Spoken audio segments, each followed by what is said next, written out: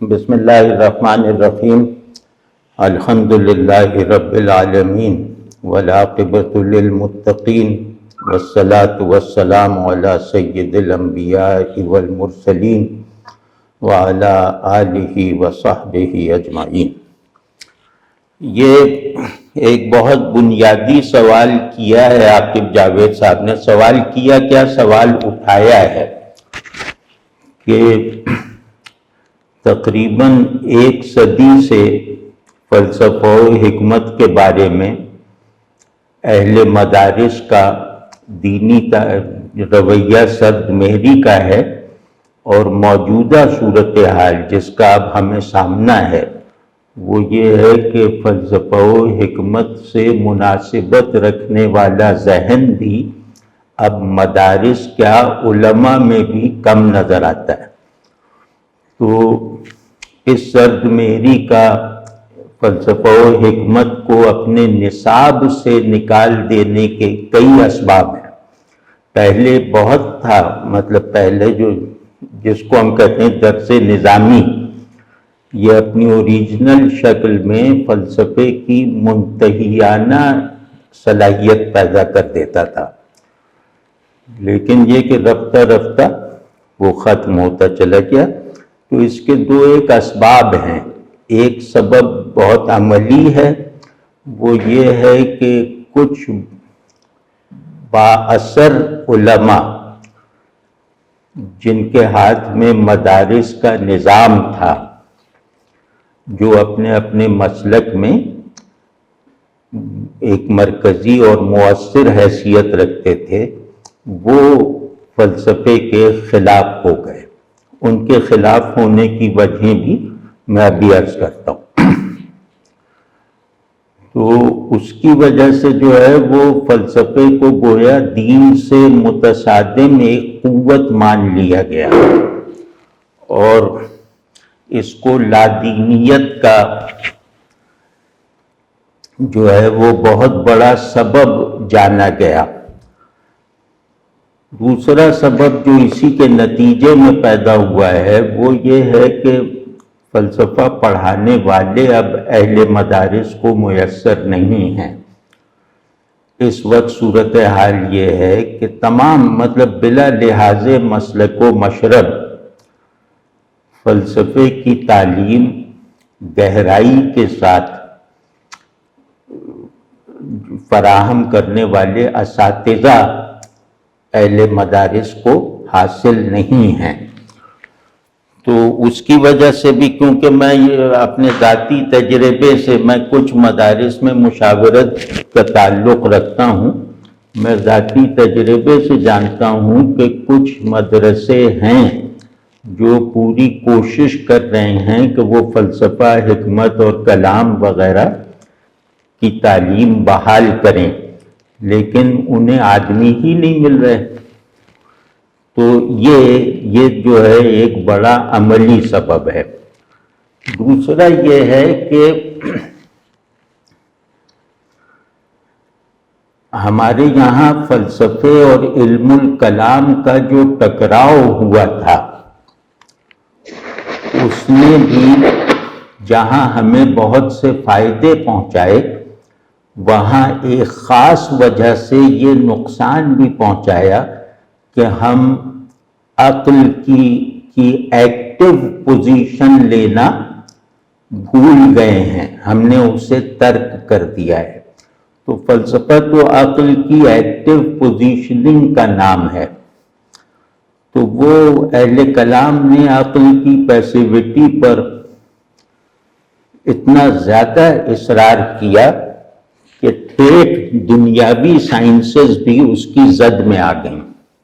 حالانکہ امام غزالی نے اپنی 2 کتابوں میں یہ صاف لکھا ہے کہ فلسفہ جو ہے وہ فلاں معاملات میں مفید ہے، فلاں معاملات میں قابل اصلاح ہے، فلاں امور میں لائق تردید ہے۔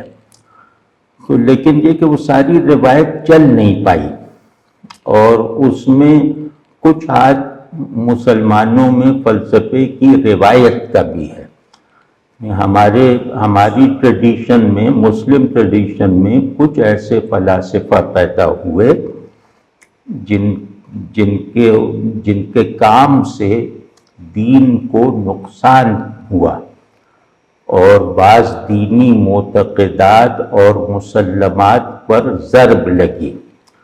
تو یہ سب چیزیں مل جل کر جو ہیں وہ موجودہ صورتحال تک ہمیں پہنچاتی ہیں. اب رہ گیا یہ سوال کہ اس کی تجدید کیسے کی جائے، اس تعلیم کو بحال کیسے کیا جائے. تو اس کے لیے بہت ضروری ہے کہ جن 3 بنیادوں پر فلسفہ شروع ہوا، یعنی فلسفے سے مراد یہ کہ ایک عالمگیر تسلسف، فلاسفیکل انکوائری یا فلاسفیکل مائنڈ کی تعمیر کا عمل جن 3 اصولوں پہ شروع ہوا تھا، ان تینوں اصول پر ہمیں یعنی مذہبی ذہن کو کلیئر ہونا چاہیے. کیونکہ یہ نہیں ہو سکتا کہ میرا ذہن اپنے آبجیکٹس کے ہسٹوریکل اور کوگنیٹو کانٹیکسٹ سے کٹ جائے اور پھر میٹافزیکل دعووں پر، ججمنٹس پر اصرار کرے. کیونکہ کوئی میٹافزیکل پیور ٹرانسینڈنس جو ہے وہ انسانی شعور کی دسترس میں نہیں ہے. یہ سارا نظام جو ہے وہ ریئلٹی اینڈ اٹس مینیفیسٹیشنز پہ چل رہا ہے.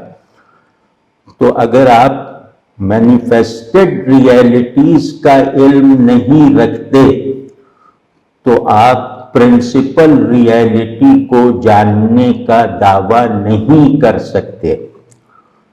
تو اس بات کو ہمیں سمجھتے ہوئے اب 3 بنیادوں پر اپنے دینی ذہن کو بالکل واضح رکھنا ہے اور اپنی دینی تعلیم میں ان 3 اصولوں پر ثابت قدمی سکھانی ہے یا کلیئرٹی سکھانی ہے. وہ 3 اصول یہ ہیں کہ آنٹولوجی کیا ہے، یعنی وجود کیا ہے. دوسرا ہے وجود اپنے میکرو کازمک آرڈر میں کیا ہے، اپنے ہیومن اور مائکرو کازمک آرڈر میں کیا ہے، یعنی آنٹولوجی اور سائیکالوجی. اور اس کے علاوہ یہ کہ یہ کائنات کیا ہے، یعنی کازمالوجی. اور ان تینوں کا کوئی خالق ہے، کوئی مالک ہے یا نہیں ہے. تو ان 3 بنیادوں پر تمام علوم کی تشکیل ہوتی ہے. یعنی صرف فلسفہ نہیں، ہر علم آپ کو ان تینوں میں سے کوئی ایک یا تینوں باتیں بتائے گا کہ دنیا کیا ہے، اللہ کیا ہے، انسان کیا ہے. تو یہ پرنسپل پرسپیکٹیوز ہیں ذہن کے، جن میں جو جاننے کے عمل کو ممکن بناتے ہیں. کیونکہ جب ہم کسی چیز کو جانتے ہیں تو اس چیز کو ایک کانٹیکسٹ میں لاتے ہیں، ایک سیاق و سباق میں لاتے ہیں، اس لیے کہ وہ علم بننا کوالیفائی کر جائے. تو ہمارے یہاں علم دین میں بھی سطحیت اس وجہ سے آ گئی کہ ہم نے علم کو اس کی بیسک ڈیمانڈ یعنی کانٹیکسٹ میکنگ یا کانٹیکسٹ ٹیکنگ سے محروم کر رکھا ہے. تو اس کے لیے ایک بات تو یہ ہے کہ ہمیں بنیادی مباحث، جن کو ہم کہتے ہیں تقدیری مباحث، یعنی وہ مباحث یا وہ پرنسپل آف کوگنیشن یا پرنسپلز آف نوئنگ یا بیسک پرسپیکٹیوز، وہ اگر ہمارے ذہن میں ایک پوری تفصیل اور وضاحت اور ریلیونس کے ساتھ حاضر اور موجود نہیں ہیں تو ہم فلسفہ اور حکمت تو ایک الگ بات ہے، ہم وحی اور اس کے مقاصد کو بھی نہیں سمجھ سکتے. ہم قرآن کو بھی نہیں جان سکتے. کیوں؟ کیونکہ ہم نے عقل کو اس کے اوریجنل میکینکس سے کاٹ دیا ہے. عقل کبھی غور کر ہی نہیں سکتی کسی چیز پر. عقل کسی چیز کو جاننے کا آغاز کر ہی نہیں سکتی جب تک اس کے اندر یہ بلٹ ان تینوں پرسپیکٹیوز جسے جاننے کی کوشش کی جا رہی ہے اس کا کانٹیکسٹ، اس کا بائنڈنگ کانٹیکسٹ نہ بن سکیں. تو آپ لوگ تو ماشاءاللہ بہت زیادہ جانتے ہیں. تو ہم نے یہ کیا کہ ہم نے اللہ اپنے ایمان کو بھی ہسٹوریسائز نہیں کیا، کانٹیکسچوئلائز نہیں کیا، اور اس کی اعلیٰ درجے پہ یعنی اس کی ایک شعور کی بلند سطح پر قبولیت کے دلائل اور احوال وہ ہمارے لیے بالکل نامعلوم رہ گئے. ہمارے لیے مذہبی علم بھی کسی فن کا علم بن کے رہ گیا ہے. تو اس پہ میں پوری بات جو اصلی بات ہے وہ ابھی کرتا ہوں. تو اس میں بجائے اس کے کہ مدارس میں فلسفے اور حکمت وغیرہ کی کتابیں پڑھانی شروع کر دی جائیں، اس سے کچھ نہیں ہوگا. اصل چیز ہے کہ تمام معلمین کو ایک سوال کا جواب ضرور آنا چاہیے، چاہے وہ دیوار بنانے کا علم ہو، چاہے وہ میٹافزیکل امور کی نالج ہو. ہر معلم کو، بلکہ ہر کوالیفائڈ طالب علم کو ایک معاملے میں بالکل کلیئر ہونا چاہیے. صحیح اور غلط کا فیصلہ بعد میں ہوتا ہے لیکن کلیئرٹی ہونی چاہیے. وہ یہ ہے کہ علم کیا ہے اور علم کا مقصد کیا ہے، علم کیسے پیدا ہوتا ہے اور علم کس چیز کے لیے ضروری ہے. تو یہ وہ سوال ہے جو اگر آپ سب معلمین کو یعنی ہماری روایت کی ترجمانی کرنے والے معلمین کو اگر بھیجیں تو مجھے بہت کم امید ہے کہ اس کا کوئی ایسا جواب سامنے آئے گا جو فلسفے سے بھی اعلیٰ درجے کی تربیت یافتہ ذہانت کے لیے قابل قبول ہو اور جو اخلاقی وجود کو اپنے شعور کی کل پونجی بنانے والے شخص کے لیے بھی اطمینان بخش ہو. ضروری نہیں ہے، آدمی صرف ریشنل سیلف نہیں ہے، آدمی اپنی انتہائی ڈیفینیشن میں مورل سیلف ہے. تو اگر کوئی آدمی چیزوں کو لیو کر رہا ہے، حقائق کو لیو کر رہا ہے، ان کے نام جانے بغیر، ان کی ذہنی تفصیلات سے باخبر ہوئے بغیر، تو وہ ٹھیک ہے، وہ ایک ایسا خوش نصیب ہے جسے منزل تک پہنچنے کے لیے راستہ نہیں طے کرنا پڑا، جس نے حقیقت سے زیادہ بڑے درجے کی نسبت حاصل کر لی ہے، وجودی نسبت. تو انسان کا مورل سیلف حقائق کے ساتھ اور بہت صاف لفظوں میں کہیں تو اللہ کے ساتھ، اللہ کے کلام کے ساتھ ایک وجودی تمانیت کی نسبت رکھتا ہے جو ذہنی سطح سے بہت بلند ہوتی ہے، جو ذہن کا آئیڈیل ہے، جو ذہن کی منزل ہے. یعنی شعور کا آئیڈیل یہ ہے کہ وجود بن جائے. یعنی کمال یہ نہیں ہے کہ وجود شعور بن جائے، کمال یہ ہے کہ شعور وجود بن جائے. تو ایک وہ لوگ تو بہت خوش نصیب ہیں کہ جن کو فلسفہ حکمت وغیرہ کی اصطلاحیں اور اس کا ذہن میں کیا کردار ہے یہ سب کچھ نہیں معلوم. شاید وہ اپنا نام لکھنا اور پڑھنا بھی نہ جانتے ہوں، لیکن اگر وہ ریئلٹی اور دا ریئل کو ایکسپیرینس کرنے کی حد تک لپ کر رہے ہیں تو وہ منزل پر پہنچے لوگ ہیں. تو اور فلسفے وغیرہ یا جو بھی ذہن کی کمک میں جو لوگ چل رہے ہیں وہ ابھی راستے میں ہیں. تو خیر، تو حکمت جو آپ نے کہا نا، آپ نے تو خیر عربی تلفظ میں کہا حکمہ، تو وہ لیکن بہرحال ہم تو حکمت کہتے ہیں. تو حکمت کہتے ہی ہیں شعور کا وجود میں ڈھل جانا، یا شعور اور وجود کا آئیڈینٹیکل ہونا، پریکٹس میں بھی آ جانا اور سمجھ میں بھی آ جانا، یعنی عمل میں بھی آ جائے اور سمجھ میں بھی آ جائے حقیقت. تو یہ آدمی صاحب حکمت ہے، یہ آدمی مرد کامل ہے.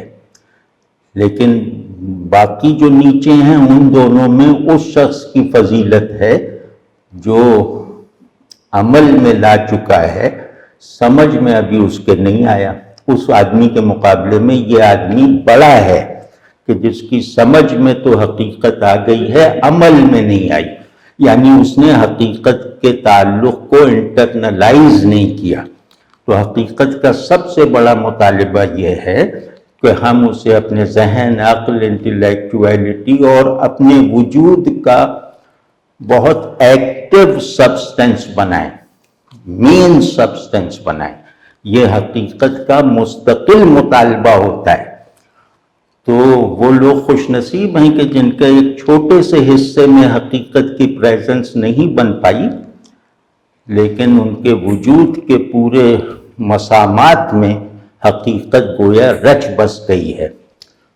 تو خیر، اب مشکل یہ ہے کہ مذہبی ذہن فلسفے میں مہارت اس وقت تک پیدا ہی نہیں کر سکتا جب تک اس کا ایمان اس کے ذہن اور اس کے زمانے میں موجود سوالات کا تشفی بخش جواب نہ فراہم کر سکے. آپ سمجھ گئے نا؟ تو یہ ساری صورتحال اب ہمارے یہاں ہماری جو وہ کیا ہے ہمارے نظام تعلیم میں موجود نہیں ہے.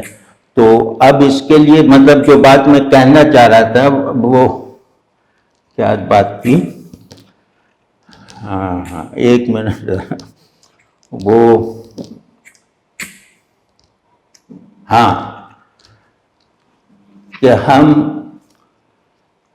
اپنی موریلٹی کو جب تک اپنے دین کی بنیاد پر تعمیر نہیں کریں گے، جب تک ہم اپنے ایمان کو اپنے موجود ہونے کا ایک ایکٹیو اور مسلسل سبب نہیں بنائیں گے، اس وقت تک ذہن کی کسی بھی ایکٹیویٹی کا کوئی دینی اور بامانی حاصل ممکن نہیں ہے. تو اب مدرسے میں اگر ہوگا تو وہ اسی طرح ہوگا کہ یہ لوگ ماننے کی سطح اونچی کریں، جاننے کی سطح اونچی کریں، اور جس کو مانتے اور جانتے ہیں اس کے ساتھ اب اس کو انٹرنلائز کرنے کا چینل دریافت کریں.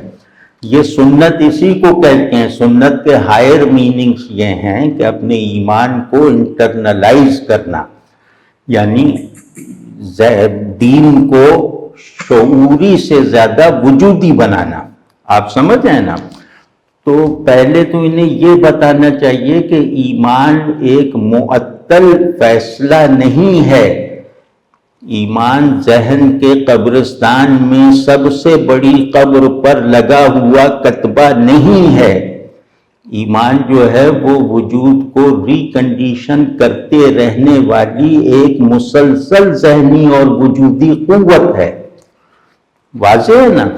تو جب تک مدارس میں دین کی تربیت، حکمت کا تقاضا تعلیم سے زیادہ تربیت سے پورا ہوتا ہے، تو جب تک مدارس میں دین کی حقیقی تربیت، اللہ کی پریزنس میں رہنے کا ذوق، یہ سب اگر نہیں پیدا کیا جائے گا تو تمام علوم جو ہیں وہ ان کی دسترس سے باہر ہو جائیں گے، اور ایسا بڑی حد تک ہو چکا ہے. تو بس اللہ انہیں بھی توفیق دے، ہمیں بھی توفیق دیں کہ جو مانتے ہیں وہ بنو، جو مانو وہ بن جاؤ. اور ویسا مطلب اس کو ماننے والا بن جاؤ، جاننے والا بن جاؤ، کیونکہ انسان کی سب ذہنی سرگرمیوں کا مشترکہ ہدف یہ ہے کہ میری نوئنگ میری بینگ بنے. آپ سمجھتے ہیں نا کہ یہ جو میرا ایکٹ آف نوئنگ ہے یہ اسٹیٹ آف بینگ پر ختم ہو. تو یہ ہم نے دینی تعلیم میں اس کا لحاظ ہی نہیں رکھا، جبکہ دنیاوی تعلیم میں ویسٹ وغیرہ میں جائیں تو وہ اس کا پورا اہتمام کرتے ہیں، اس کا پورا خیال رکھتے ہیں کہ آپ فزسسٹ بننا چاہیں تو آپ کی روح بھی فزسسٹ ہو جائے، آپ اندر سے بھی فزسسٹ ہو جائیں. تو لیکن ہم نے اس کا لحاظ نہیں رکھا. دوبارہ یہ بات مجھے کرنی تھی.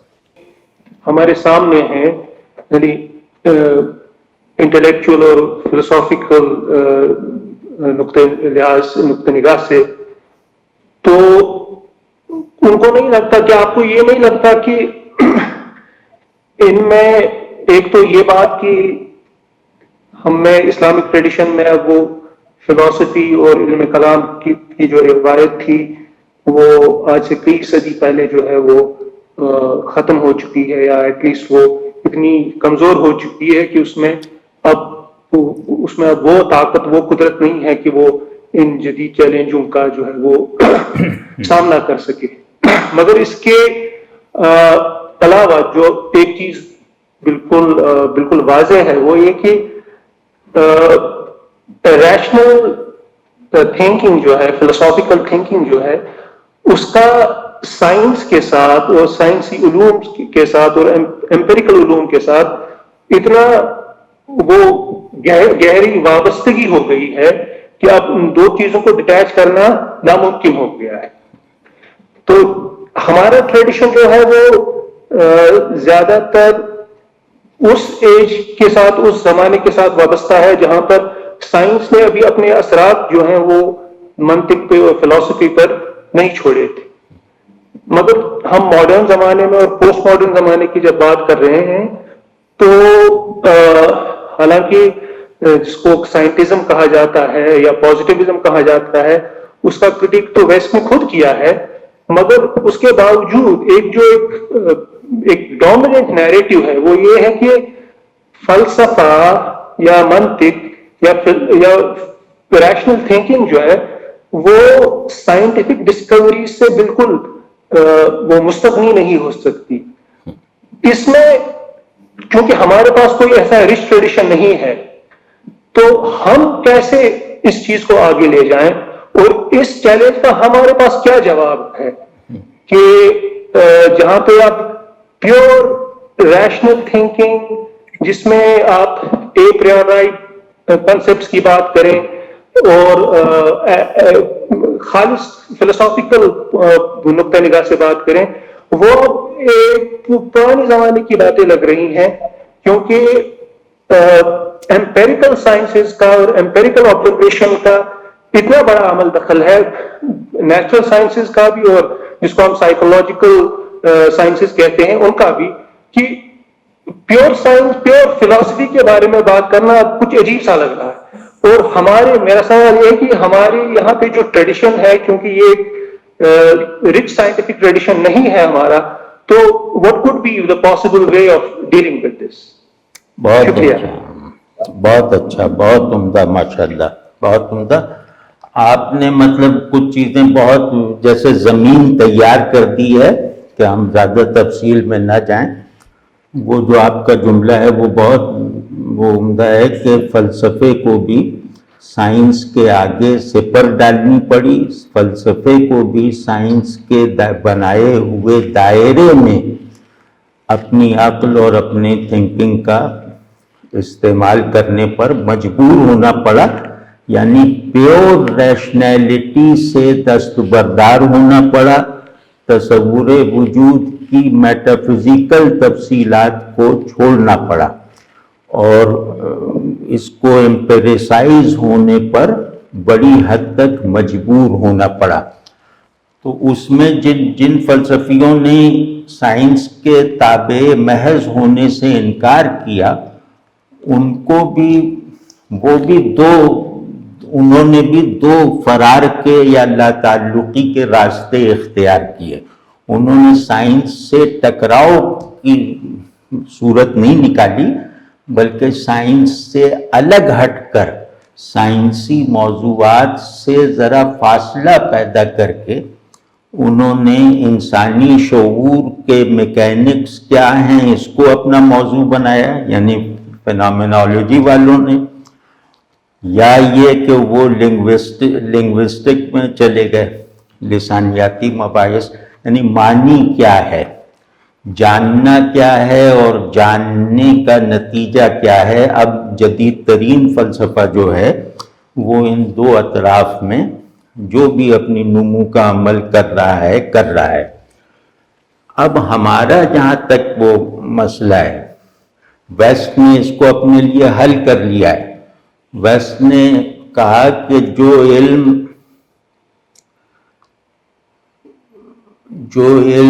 حسی طور پر ثابت نہ ہو وہ علم نہیں ہے، تخیل ہے، اور یہ تخیل انسان کی شخصیت اور اس کی دنیا کے لیے مفید بھی ہو سکتا ہے، بشرطے کہ اسے علم نہ کہا جائے، تخیل کہا جائے. یہ کانٹین پیراڈائم ہے. تو خیر ہمارا جو مسئلہ یہ ہے، وہ آپ نے بہت صحیح نشاندہی کی. مجھے آپ پہلے آدمی ملے جن سے میں نے ایسی بات سنی کہ جب تک کائنات کیا ہے آپ کی عقل اس سوال پر فوکس نہیں کرتی، اس وقت تک خدا کیا ہے پر آپ کی تقریر بے معنی ہے. یعنی جب تک اپیرنس کے بارے میں آپ جب تک لا علم ہے، اپیرنس کا علم سائنس کا علم ہوتا ہے، تو جب تک آپ مینیفیسٹیشنز کے بارے میں لا علم ہیں تو آپ پرنسپل کو جاننے کا یا ماننے کا دعویٰ نہیں کر سکتے. تو اگر ہم نے دنیا کے میکینکس کو سمجھنے کی روایت پیدا کی ہوئی ہوتی اور ہم نے یہ جانا ہوتا کہ شعور یا عقل کی ایکٹیویٹی کے 99% عناصر جو ہیں اور اسباب وہ فزیکل ہوتے ہیں، ہاریزنٹل ہوتے ہیں، وہ اپیرنس باؤنڈ ہوتے ہیں. 1% جو ہے جہاں عقل اپنی ایک ٹوٹل پیسیوٹی کو دریافت کرتی ہے، وہ 1% ہے کہ عقل کے آزاد استعمال کے نتیجے میں عقل خود کو کسی حقیقت کی تحویل میں دے دینے کے دلائل حاصل کر لیتی ہے. تو وہ ہم نے نہیں کیا. اور میں بس اس وقت تو یہی کہوں گا کہ جب تک ہم سائنس جو ہے وہ بھی ارادی ہے. یہ سائنس فرض کیا کہ ہائزنبرگ کے پیچھے چل پڑتی فزکس تو آج نتائج جو ہیں قوانین طبیعی دوسری طرح کے ہوتے. تو سائنس بھی گویا ایک ٹول ہے اجتماعی ارادے کا یا تہذیبی ول کا یا دنیا کے بارے میں اپنے منصوبے کا. تو وہ الگ بات ہے. اور اس کو بھی خیر بیس نہیں صاف کیا کہ علم میں فالسیفائبلٹی ہونا ضروری ہے، تو وہ سائنس کے لیے ہی کہا تھا کارل پاپر نے. یا ہیوم کی چیزیں آپ پڑھیں تو اس میں پتہ چلتا ہے کہ سائنسی علم میں تیقن کا دعویٰ نہیں کیا جا سکتا. تو ہمیں ان سب چیزوں سے فائدہ اٹھانا چاہیے تھا اور ہمیں اپنے ایمانی تناظر میں رہتے ہوئے دنیا کو سمبلز کا، نشانیوں کا ایک بڑا مجموعہ سمجھتے ہوئے اس کے اندر کا تجزیہ کرنا چاہیے تھا، غلطی سے ڈرے بغیر. عقل غلطی کے احتمال سے ٹھٹر جاتی ہے، ڈر جاتی ہے. عقل سب سے زیادہ جو چیز چاہتی ہے وہ ہے غلطی کی اجازت. تو اسی سے تو وہ آگے بڑھتی ہے. تو ہم نے علم کی پوری ساخت یا ذہن کو ایسی بیڑیاں پہنا دی ہیں کہ ہم جیسے گلاس اور میز اور کرسی کے علم کے بارے میں بھی لاشعوری طور پر اس بات کے پابند ہو گئے ہیں کہ اس علم کو مکمل طور پہ صحیح ہونا چاہیے. تو ہم نے اپنی روایت کے اولین ادوار میں بھی اس بات کی طرف توجہ نہیں دی کہ علم کبھی کامل نہیں ہو سکتا اور علم کبھی مکمل صحیح نہیں ہو سکتا، اور ذہن غلطی کے ڈر سے پاک ہوئے بغیر حرکت نہیں کر سکتا. تو ہم ایک ہاریزونٹل ایکٹیویٹی آف مائنڈ جو ہے اس کو استعمال کرنے کی عادت اس حد تک چھوڑ چکے ہیں کہ اب شعور کی جو ورٹیکل موومنٹ ہے وہ ایبسرڈ ہو کر رہ گئی ہے، کیونکہ جب تک ریئلٹی مینیفیسٹڈ نہیں ہے مائکرو کازمیکلی یا میکرو کازمیکلی، اس وقت تک ریئلٹی آپ کے شعور میں ہی موجود اس کا ایک مفروضہ ہے. تو اگر خدا کو ایک مفروضہ بننے سے بچانا ہے تو خدا کو اس کی بنائی ہوئی کائنات میں موجود سمبلزم کو بیدار کر کے بچانا ہے. تو وہ ہم نے کیا ہی نہیں. ہم اگر اس طرف جاتے تو آج جس کو آپ نے سائنٹزم کہا ہے وہ سائنٹزم پیدا نہیں ہو سکتا تھا، یا آج ہم سائنس پر کچھ حدود و قیود وارد کر سکتے تھے. آج ٹیکنالوجی کی صورتیں اور اسباب اور ٹیکنالوجی کے مقاصد کو ہم بدل سکتے تھے. آج ہم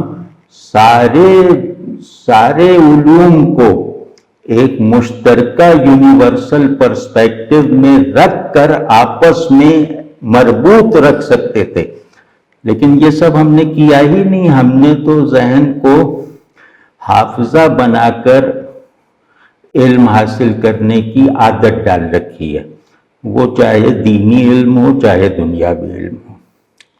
تو بہت اچھا، بہرحال وہ آپ کے سوال کا جواب ہوا ہو یا نہ ہوا ہو، لیکن آپ کا سوال مجھے بہت اچھا لگا، بلکہ اس سوال کی جو تمہید ہے وہ بہت اچھی لگی. جزاک اللہ، شکریہ جاوید صاحب اور شکریہ ڈاکٹر صاحب. اب میں اعجاز الحق صاحب کو دعوت دیتا ہوں کہ وہ اپنا سوال کریں. السلام علیکم جاوید صاحب، جو ہمارے لیے بہت خوشی کی بات ہے کہ آج آپ سے موقع ملا ہے بات کرنے کا، کیونکہ بہت سارے آپ کے جو اسٹوڈنٹس ہیں وہ آپ سے سوالات پوچھنا چاہتے ہیں. میری دو معروضات ہیں. ایک، آپ کا ریسنٹلی ایک انٹرویو سنا تھا جدیدیت ماڈرنٹی کے بارے میں، اچھا، جس میں آپ نے مفصل طور پر چند ایسی چیزوں کی طرف اشارہ کیا جس میں ہم ماڈرنٹی کے نام پر ہم جن کو سمجھ رہے ہیں اور جن کی وجہ سے ہم مذہب سے دور ہوتے جا رہے ہیں. تو اس میں سے اور پھر آپ نے ایک اشارہ کیا تھا آج کل جو کاؤنٹر نیریٹیوز آتے ہیں، جو ہمارا ایک ٹریڈیشنل نیریٹو ہے اور ہمارا ایک آج کل کاؤنٹر نیریٹو آ رہا ہے جو مذہب کے بارے میں، جس میں خاص طور پر یہ سوال کہ کیا ریاست کا کوئی مذہب ہو سکتا ہے یا ریاست انسانیت کے بنیادی اصولوں پر استوار کی جا سکتی ہے، جس میں مذہب ایک وہ کمپوننٹ ہے جو سوسائٹی میں آدمی پہلے وقت سے ایز این ایوولوشنری پروسیس کو ایکسپٹ کرتا ہے. تو ایک میرا آپ سے میری آپ سے محترمہ گزارش تھی کہ یہ جو کاؤنٹر نیریٹو کی طرف سے جو آپ کا اشارہ تھا، ظاہری طور پر وہ ہم گاندھی صاحب سے جاوید گاندھی صاحب سے منسوخ کرتے ہیں، تو اس پر تھوڑی سی وضاحت آپ کی چاہیے تھی. دوسرا میرا سوال یہ تھا کہ آج کل کے پوسٹ ماڈرن دور میں جب ہم ارتداد کے اس روایتی تصور کو چند مذہبی حلقوں سے مانتے ہیں کہ ارتداد، اگر ہم ایک طرف سے مذہبی آزادی کی بات کرتے ہیں، مذہبی آزادی جو کہ انسان کا ایک بنیادی حق ہے، تو اس میں سے ہم ارتداد کو کیسے اپروپریٹ کر سکتے ہیں، کیسے پلیس کر سکتے ہیں؟ اگر ایک طرف سے مذہبی آزادی یہ ہے کہ میں کوئی بھی مذہب کر سکتا ہوں، وہ حق جو اللہ نے خود انسان کو دیا ہے، فمن شاء فلیؤمن ومن شاء فلیکفر، تو اس میں ہم اپوسٹیسی، ہیریسی جیسی جو فنامنا جو آج کل کے جو مخصوص مذہبی طبقے کا جو رویہ ہے ارتداد کے بارے میں، اس بارے میں آپ سے جاننا چاہتے ہیں کہ کیا چیز ارتداد کہنا کوالیفائی کرتی ہے؟ تو یہ دو موضوعات ہیں۔ بہت اچھا، بہت اچھا، بہت اچھا۔ وعلیکم السلام۔ اصل میں اس وقت مسلم اکثریتی ریاست، ایسی ریاست جہاں مسلمان اکثریت میں ہوں، تو وہاں ممکن نہیں ہے کہ وہ ریاست سب چیزوں کو دینی دائرے میں رکھنے کی پابند نہ ہو، جہاں بھی مسلم اکثریت ہے، کیونکہ اسلام جہاں فرد کو اس کی آزادی دیتا ہے، اس کا دائرہ پوری طرح بنا کے دیتا ہے، اسی طرح اجتماع کو بھی، کلیکٹیوٹی کو، ہیومن کلیکٹیو سیلف کو بھی اس کو بندگی کے حدود میں رکھتا ہے۔ تو یوں سمجھنا چاہیے کہ دین آیا ہے ہر سچویشن میں، ہر ذہنی اور خارجی سچویشن میں اللہ کی بندگی پر ثابت قدم رہنے کا۔ تو یہ مطالبہ ایسا نہیں ہے کہ اس کو ہم مطلب زبردستی سیکولرائز کرنے کی کوشش کریں یا اس پر ہم شرمائیں۔ ایک تو یہ بات ہے، یہ اصولی بات یہ ہے کہ مسلمان اکثریت میں ہوں گے تو ظاہر ہے ان کی حکومت ہوگی، اور ان کی حکومت ہوگی تو وہ اسلام کے بنائے ہوئے کسی بھی تصور انسان، تصور دنیا، تصور غلط و صحیح کی خلاف ورزی نہیں کر سکتی۔ ایک تو یہ بات ہو گئی۔ دوسری جو بات ہے، جو اس میں ڈراؤنی بات ہے، وہ میں سمجھتا ہوں، اس کو ایک تو مذہبی ریاست نہیں کہا جائے گا۔ اسلام یہ بھی نہیں کہتا کہ آپ اسلامی ریاست کہیں، مسلم اسٹیٹ ہے، تو مسلم کا لفظ آتے ہی ہمارا سارا نظام قانون اور سارا سوسائٹل آرڈر وہ بندگی کی اساس پر آ جائے گا، اور وہ ہماری فری ول سے آئے گا۔ دوسرا یہ کہ مذہبی حکومتیں جو ہیں، وہ جیسے چرچ کی حکومت تھی نا پہلے، تو وہ اس کو آج تک اپنا نمونہ بنائے ہوئے ہیں۔ مذہبی حکومت کہیں بھی ہو، یعنی مذہب کا ریاستی کردار، وہ جیسے جبر کو اور دوسرے کی تحقیر کو، اپنے مذہب کے باہر والے کی تحقیر کو اپنی طاقت بنائے ہوئے ہے۔ تو انسان جو ہے وہ ایگریشن میں زیادہ کمیٹڈ ہو جاتا ہے، تو اس لیے یہ لوگ انسان کے اندر موجود بہیمیت کو ابھارتے ہیں۔ تو وہ بہیمیت ان کے جذبات کو اتنا مشتعل کر دیتی ہے کہ ان کے ذہن کو اپنی رویے پر تنقیدی نظر ڈالنے کا موقع ہی نہیں ملتا۔ تو یہ جو مسئلہ ہے نا، یہ جینوین مسئلہ ہے، مطلب وہ مسلم ریاست اسلام کی ترجمان نہیں ہو سکتی جہاں غیر مسلم مسلمانوں سے شہری مساوات نہ رکھتے ہوں۔ وہ ریاست اسلامی کہلانے کے لائق نہیں ہے جہاں غیر مسلم کے آگے بڑھنے کے تمام راستے میرٹ پر کھلے ہوئے نہ ہوں۔ تو جیسے سیدنا عمر رضی اللہ تعالیٰ عنہ کی اس میں بہترین جو نمونہ ہے ماڈرن اسٹیٹ ہوڈ کے لیے، وہ ان کا ہے کہ انہوں نے ایک یہودی اور مسلمان کے مقدمے میں یہودی کے حق میں فیصلہ دے دیا، تو ان صاحب نے جن کے خلاف فیصلہ ہوا تھا، انہوں نے کہا کہ آپ نے ہمارے اسلام کا بھی خیال نہیں رکھا۔ تو انہوں نے فرمایا میرا کام یہاں پہ سب میں انصاف کرنا ہے، سب کو برابر سمجھنا ہے، اسلام کا اجر تمہیں آخرت میں ملے گا، مجھ سے نہ توقع رکھو۔ تو یہ ایک ماڈل مسلم ریاست کا جیسے مائنڈ سیٹ ہوتا ہے، تو وہ ٹھیک ہے کہ وہ موجودہ مذہبی حکومتوں کے، خصوصاً اسلامی ریاستوں کے جتنے بھی تجربے جدید دور میں ہوئے ہیں، وہ جدید دور کے سب سے بڑے مسلمے یعنی جمہوریت کو سب سے پہلے نشانہ بناتے ہیں، اور اس کے بعد اپنے حق پر ہونے کے یقین کو دوسروں کے غلط ہونے کا یقین بنا لیتے ہیں، اور ان کے ساتھ جارحانہ اور امتیاز پر مبنی رویہ اور امتیاز پر مبنی قوانین بنا لیتے ہیں۔ تو یہ ظاہر ہے کہ اس کو ہمیں ری چیک کرنا چاہیے۔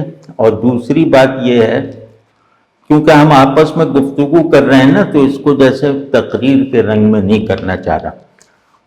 تو دوسری بات یہ ہے کہ دیکھیں، دو دائرے ہیں، فرض کیا ہم سمجھیں کہ دو الگ الگ دائرے ہیں۔ ایک دائرہ ہے یونیورسل انسانیت کا، یعنی انسان کچھ تصورات یونیورسلی رکھتا ہے، وہ اس میں بلٹ ان ہیں، وہ اس کے جیسے انیٹ آئیڈیاز ہیں۔ تو ان میں سب مسلمان غیر مسلمان سبھی برابر ہیں، وہ گویا انسان ہونے کے خمیر میں گندھے ہوئے آئیڈیاز اور خواہشات اور ضرورتیں ہیں، وہ سب میں پائی جاتی ہیں۔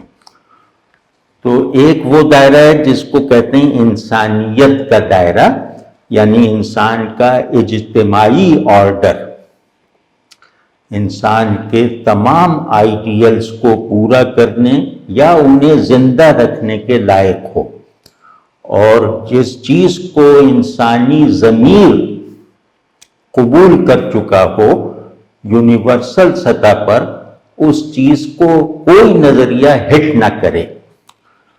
تو ایک یہ دائرہ ہے۔ دوسرا دائرہ ہم سہولت، میں یہ نہیں کہہ رہا کہ یہ دو دائرے حقیقتاً ہیں۔ دوسرا دائرہ جو ہے وہ ہے مذہبیت کا، یعنی دین کا۔ ایک انسانیت ہے با اعتبار وجود، ایک دین ہے با اعتبار شعور۔ تو اس میں مسلمان جو ہے نا، اس کے لیے اس کا جواب آسان ہے یا آسان ہونا چاہیے۔ وہ یہ ہے کہ بندگی کا دائرہ انسانیت کا دائرہ بندگی کے دائرے کا کانٹینٹ ہے۔ تو یعنی بندگی کا دائرہ پورا ہے، اس میں انسانیت کا دائرہ بھی بغیر کسی کاٹ چھانٹ کے، بغیر کسی ترمیم اور تنسیخ کے وہ ایکٹیولی موجود ہے۔ تو اس بنیاد پہ میں کہہ رہا ہوں کہ یہ کبھی ہو ہی نہیں سکتا کہ اسلام کو ریاستی دین ڈکلیئر کر دینے کے بعد غیر مسلموں کو فکر مند ہونے کی کوئی ضرورت ہو، بلکہ اس میں بھی سیدنا عمر کی مثال ہے کہ جب وہ عیسائی علاقے کو چھوڑنا چاہا انہوں نے ایران سے جنگ میں، اور ان سے کہا کہ آپ لوگ دوبارہ روم سے مل جائیے تو ہم آپ کو آزاد کرتے ہیں۔ تو ان کا وفد مدینے آیا عراق سے اور کہا خدا کے لیے یہ نہ کیجیے گا، شام سے، کہ خدا کے لیے یہ نہ کیجیے گا، ہم اپنی پچھلی سلطنت میں واپس نہیں جانا چاہتے۔ تو اب یہ ایک آئیڈیل وہ ہے نا کہ وہ لوگ اپنی ایک معنوں میں آزادی نہیں چاہ رہے۔ تو ایک تو یہ کہ ہمیں ابھی یہ سیکھنا ہے۔ اس کا سبب یہ ہے کہ ہم نے دینی تعلیم کو جیسے تیسے مکمل کر لینے والوں کو اسلام کی جو مطلوبہ ریاست ہے اس کا ذمہ دار بنا رکھا ہے۔ تو اس کی داڑھی ہے، اس کی ٹوپی ہے، وہ فر روایتیں سنا سکتا ہے، اور وہ اس کے پائچے ٹخنے سے اوپر ہیں وغیرہ وغیرہ۔ تو اب یہ اسلامی ریاست بنانے کی تحریک یہ آدمی چلائے گا، اس سے مختلف کلیہ رکھنے والا نہیں چلا سکتا۔ تو یہ پھر یہی ہوگا کہ وہ جو ایک ہم نے دین کو ٹرائبلزم سے ابھی پوری طرح الگ کرنے میں آزادی نہیں حاصل کی ہے۔ تو وہ جو لوگ بہادر ہوتے ہیں وہ ٹرائبس میں ہوتے ہیں، تو یہ ایک ایڈونچرزم بن کے رہ جاتا ہے کہ اسلام کا غلبہ، کلمہ حق کا غلبہ، اس میں لڑائی جھگڑا یہ وہ سب، یہ ساری چیزیں جو ہیں وہ میرے اندر اس جارحیت کو میرا واحد ہتھیار اور جذبہ بنا دیتی ہیں، جس جارحیت کا علاج کرنے، جس بہیمیت سے انسانیت تک پہنچانے کے لیے اسلام یا کوئی بھی وحی آئی تھی۔ تو یہ ہمیں گویا انسان ہونے سے دستبردار ہونے پر مجبور کرتے ہیں مذہبی ہونے کے لیے۔ تو جب تک یہ ڈائلیما نہیں ختم ہوگا نا کہ کیا مطلب ہے کہ میں انسانی اقدار کا لحاظ رکھنا یہ خلاف دین ہے، یا میرا انسان ہونے کا جو پورا ایک وہ میری شخصیت ہے، میری شخصیت کا تجزیہ انسان کے طور پہ کرنا، کیا یہ خلاف دین ہے؟ تو اور پھر سامنے ایک بات ہے کہ تم موجودہ یونیورسل معیار پہ، ہر زمانے میں ایک یونیورسل معیار انسانیت ہوتا ہے، اس پازیٹو معیار انسانیت پر پورا اترے بغیر، یعنی انسان بنے بغیر اللہ کا بندہ بننے کا دعویٰ نہیں کر سکتے، کیونکہ دین اللہ کا وہ خطاب ہے جو انسانوں سے کیا گیا ہے۔ تو میں اگر اپنی انسانیت کی حفاظت کرنے میں ناکام ہوں تو میں گویا اللہ کا مخاطب بننے کی صلاحیت سے محروم ہوں۔ تو اس میں کوئی ٹکراؤ نہیں ہے، لیکن افسوس یہ کہ ہمارے پاس پیش کرنے کے لیے موجودہ زمانے میں کوئی ایسی مثال نہیں ہے جس سے ہم خود بھی تسلی حاصل کر سکیں اور دوسرے کو تسلی دے سکیں۔ تو سر دست ہم نے ایک ریلیجس آئیڈیل کے طور پر یہ بات کی ہے کہ مسلمان جہاں بھی غالب ہوگا وہاں اس کا مغلوب اس پر حکومت کرے گا۔ آپ سمجھ رہے ہیں نہیں؟ تو مطلب مسلمان غیر مسلم کے لیے اپنے ہی دوسرے مسلمان بھائی کا ہاتھ چھوڑ سکتا ہے۔ میرا اگر ایک پڑوسی غیر مسلم ہے اور ایک پڑوسی مسلمان ہے، دونوں ایک وقت میں میری کوئی خدمت چاہتے ہیں تو میں یقیناً پہلے غیر مسلم کی طرف جاؤں گا۔ آپ سمجھ رہے ہیں نا؟ تو یہ جو اسلام کی وجودی نشر و اشاعت، صحابہ نے کون سا تقریریں اور واز کر کر کے تبلیغ کی تھی؟ ساری دنیا میں تقریباً پھیلے نا، تو کوئی نہیں۔ انہوں نے دین کی یا بندگی کی وجودی منتقلی کا چینل دریافت کر رکھا تھا، اسے ایکٹیو بنا رکھا تھا۔ تو یہ سب جو انسانیت کیا ہے، انسانیت کے مشترکہ احوال اصل میں حق کو قبول کر سکنے کے قابل بناتے ہیں، اور اگر یہ نہ ہو تو میرا حق کا اقرار بھی بے معنی ہے اور انکار بھی ایبسرڈ ہے۔ یہ میرا خیال ہے دونوں سوالات پہ ہو گئی بات۔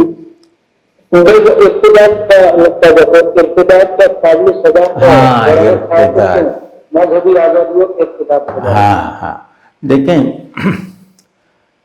جبر کسے کہتے ہیں؟ نہیں، میں اور آپ دو بالکل مختلف لوگ ہوں تو ہمارے درمیان تعلق میں وہ کون سی چیز ہوگی جو مجھے یا آپ کو جبر محسوس ہوگی؟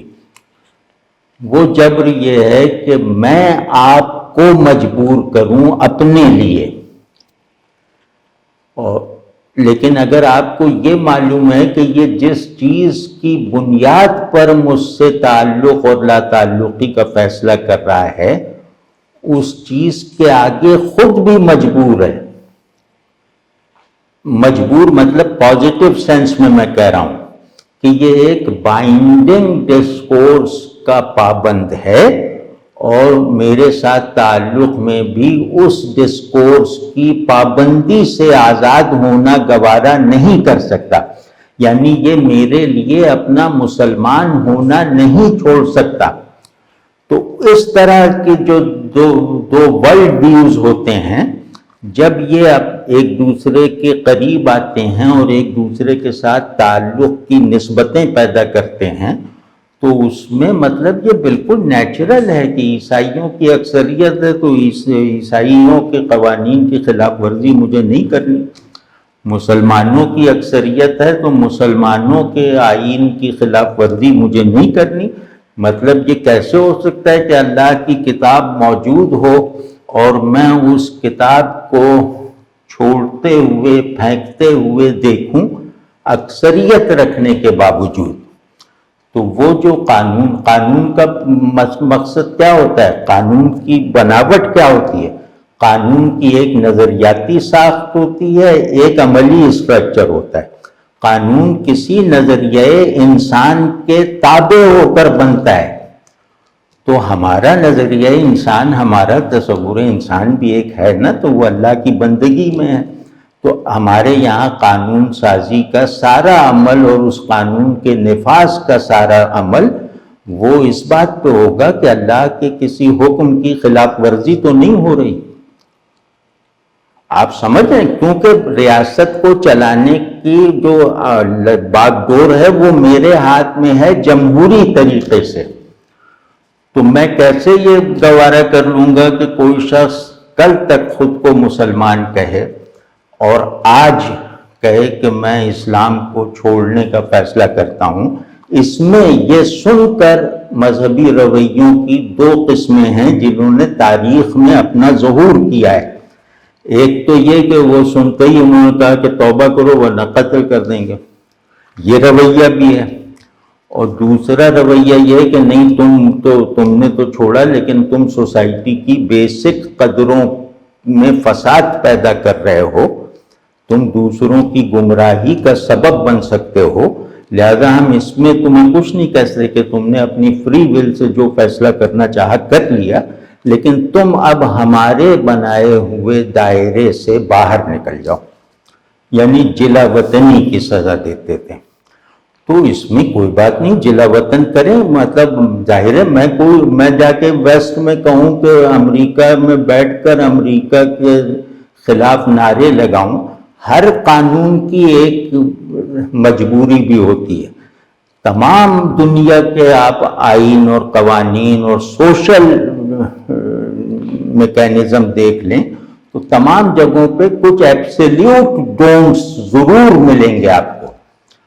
تو ہمارا وہاں کا ایبسلیوٹ ڈونٹ یہ ہے کہ نظریہ ارتقاء کی مخالفت نہ کرو ورنہ تمہیں لیکچرشپ نہیں ملے گی، تمہیں نوکری سے بھی نکالا جا سکتا ہے۔ وہاں وہ ہے کہ یہودیوں پہ جو ہٹلر نے کیا تھا اس کے خلاف اگر بولے تو تمہیں سزا بھی ہو سکتی ہے۔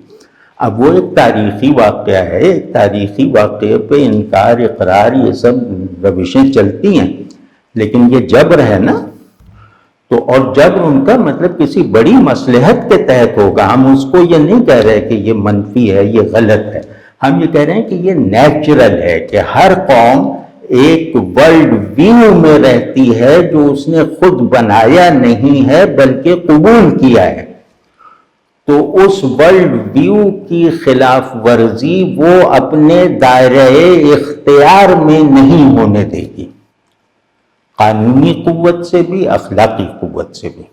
اور یہ دنیا میں ہر جگہ ہے، صرف مسلمانوں کو کیوں متون کیا جا رہا ہے؟ دنیا میں ہر جگہ ہے۔ میں ہٹلر کی حمایت جرمنی میں نہیں کر سکتا، میری شہریت منسوخ ہو جائے گی، آپ سمجھ رہے ہیں نا؟ تو وہ ٹھیک ہے، جہاں کے جو ایبسلیوٹ ڈونٹس ہوں ان کو ماننا ان کے لیے بھی ضروری ہوتا ہے، یعنی ایک بیسک کلیکٹیوائزیشن کے لیے جو اس اصول کو نہیں مانتے۔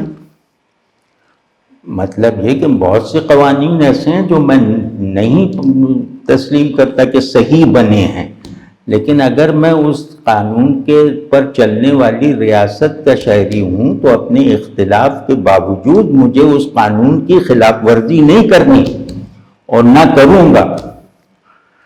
تو یہ بات ٹھیک ہے۔ اب جیسے فرض کیا کوئی عیسائی اکثریت کا علاقہ ہے، وہاں کوئی آدمی صلیب توڑ دیتا ہے کہ یہ شرک ہے، کوئی مسلمان، تو ظاہر ہے اس نے بہت برا عمل کیا، بہت غلط کیا، تو حالانکہ ہم کہتے ہیں وہ شرک ہے، اور دوسری طرف یہ کیسے ہو سکتا ہے کہ کوئی آدمی یہاں آ کے دین کے کسی شعار پر حملہ آور ہو اور ہم اس کو الاؤ کریں؟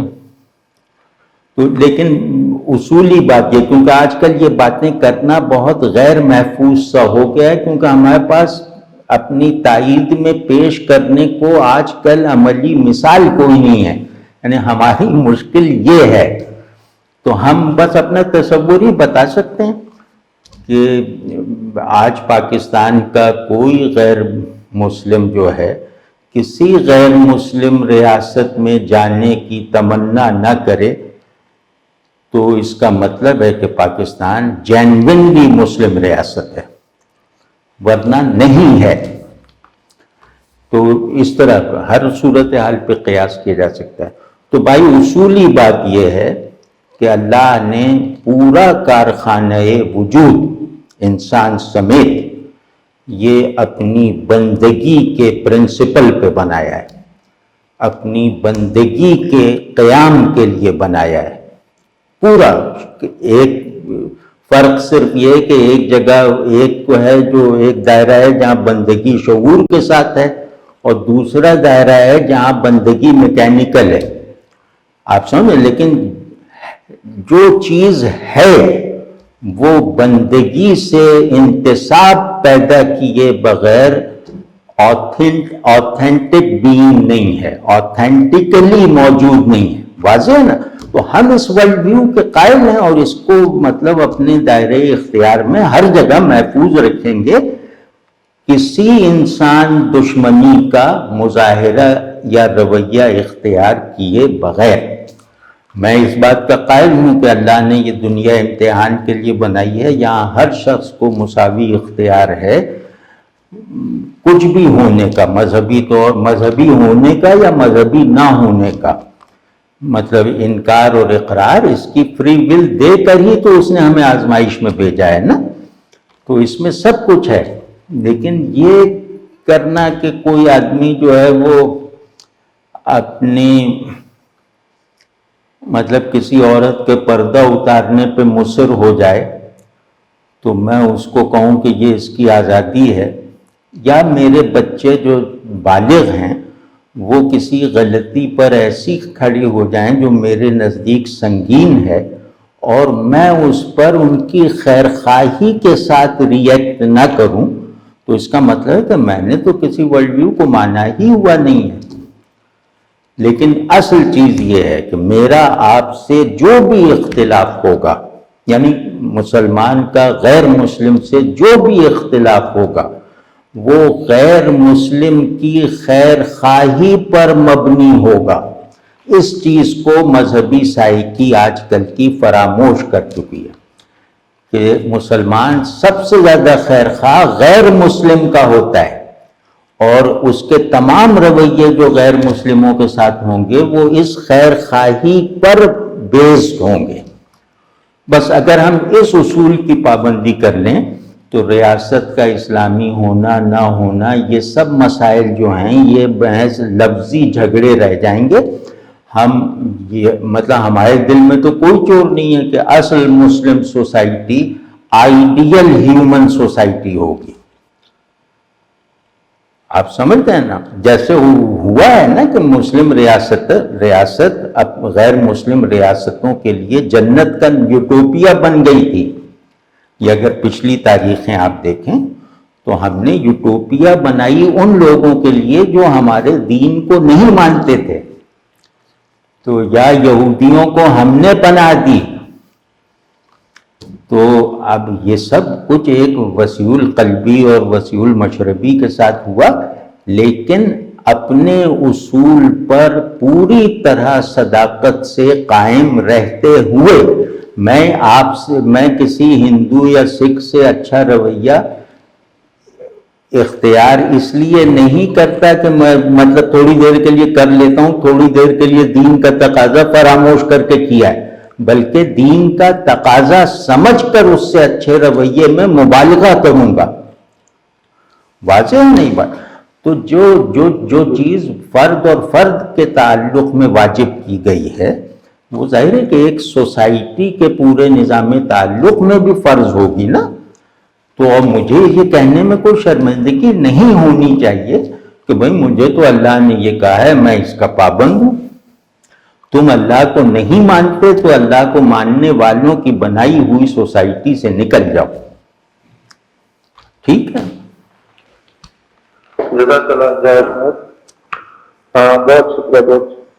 Before we take other questions, بہت سارے دوست ایک سوال میں عاقب صاحب ایک سوال اسی سلسلہ کلام میں عرض کرنا چاہوں. میں ناصر مرزا جو ہے پہلے تو شکریہ ادا کرتا ہوں اس ساری محفل کے انعقاد کا، لیکن ابھی جو باتیں ہو رہی ہیں چونکہ اسی کے ساتھ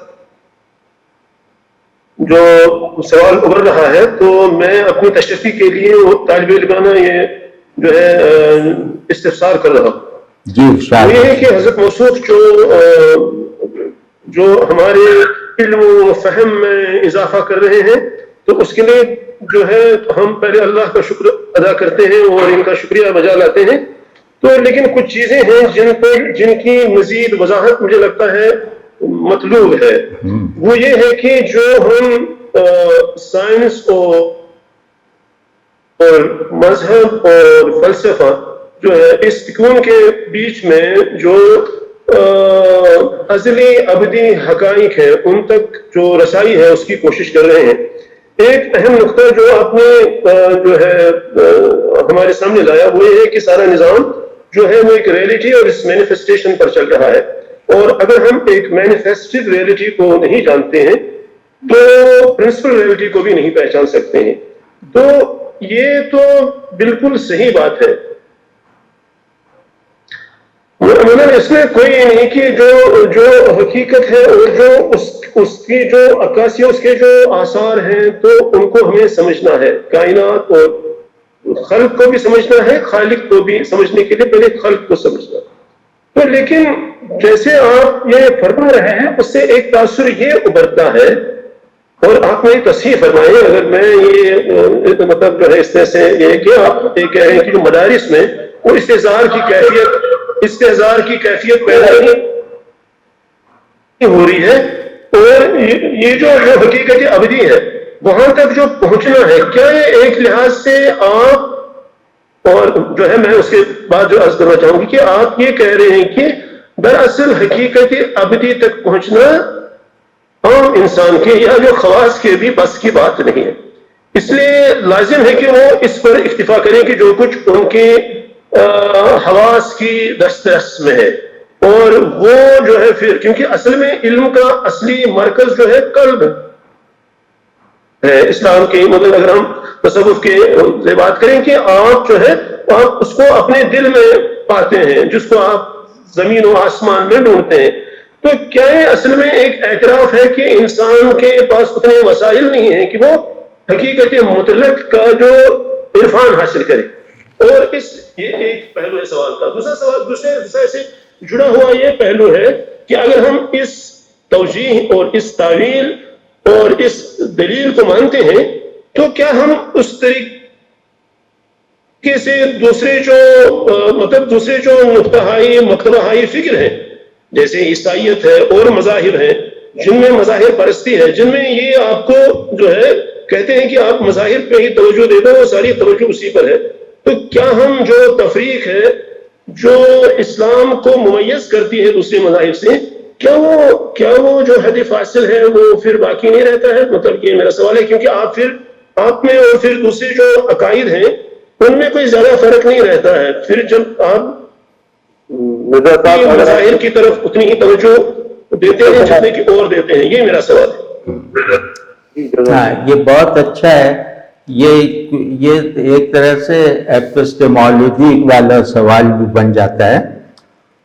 تو اس میں یہ صرف ہم نہیں کہتے، یہ سائنٹیفک میتھڈ کو قبول کر لینے والا ذہن بھی اس بات کا قائل ہے کہ ازلی ابدی حقیقت تک رسائی کے وسائل انسان کے پاس نہ ہیں نہ کبھی ہو سکتے ہیں. تو یہ مطلب صرف مذہبی دعویٰ نہیں ہے، وہ مطلب ایک سائنٹسٹ یوں کہہ دے گا کہ تم جسے ازلی ابدی حقیقت کہہ رہے ہو، یا ادیان جسے ازلی ابدی حقیقت کہتے ہیں، اس تک بالکل سیف رسائی انسان کے بس کی بات نہیں ہے، سائنس کے بس کی بات نہیں ہے، فلسفے وغیرہ کسی بھی طرح کے، یعنی انسان کے پروڈیوسڈ علم کی ساخت ایسی ہے کہ وہ حقیقت تک آزادانہ اور بالکل کامیابی کے ساتھ رسائی کا راستہ نہیں نکال سکتا۔ اس کی ایک تفصیل ہے، مطلب یہ بات اگر ہم تھوڑا سا واضح کر لیں تو ممکن ہے کہ دوسرے سوال کی نوبت نہ آئے۔ وہ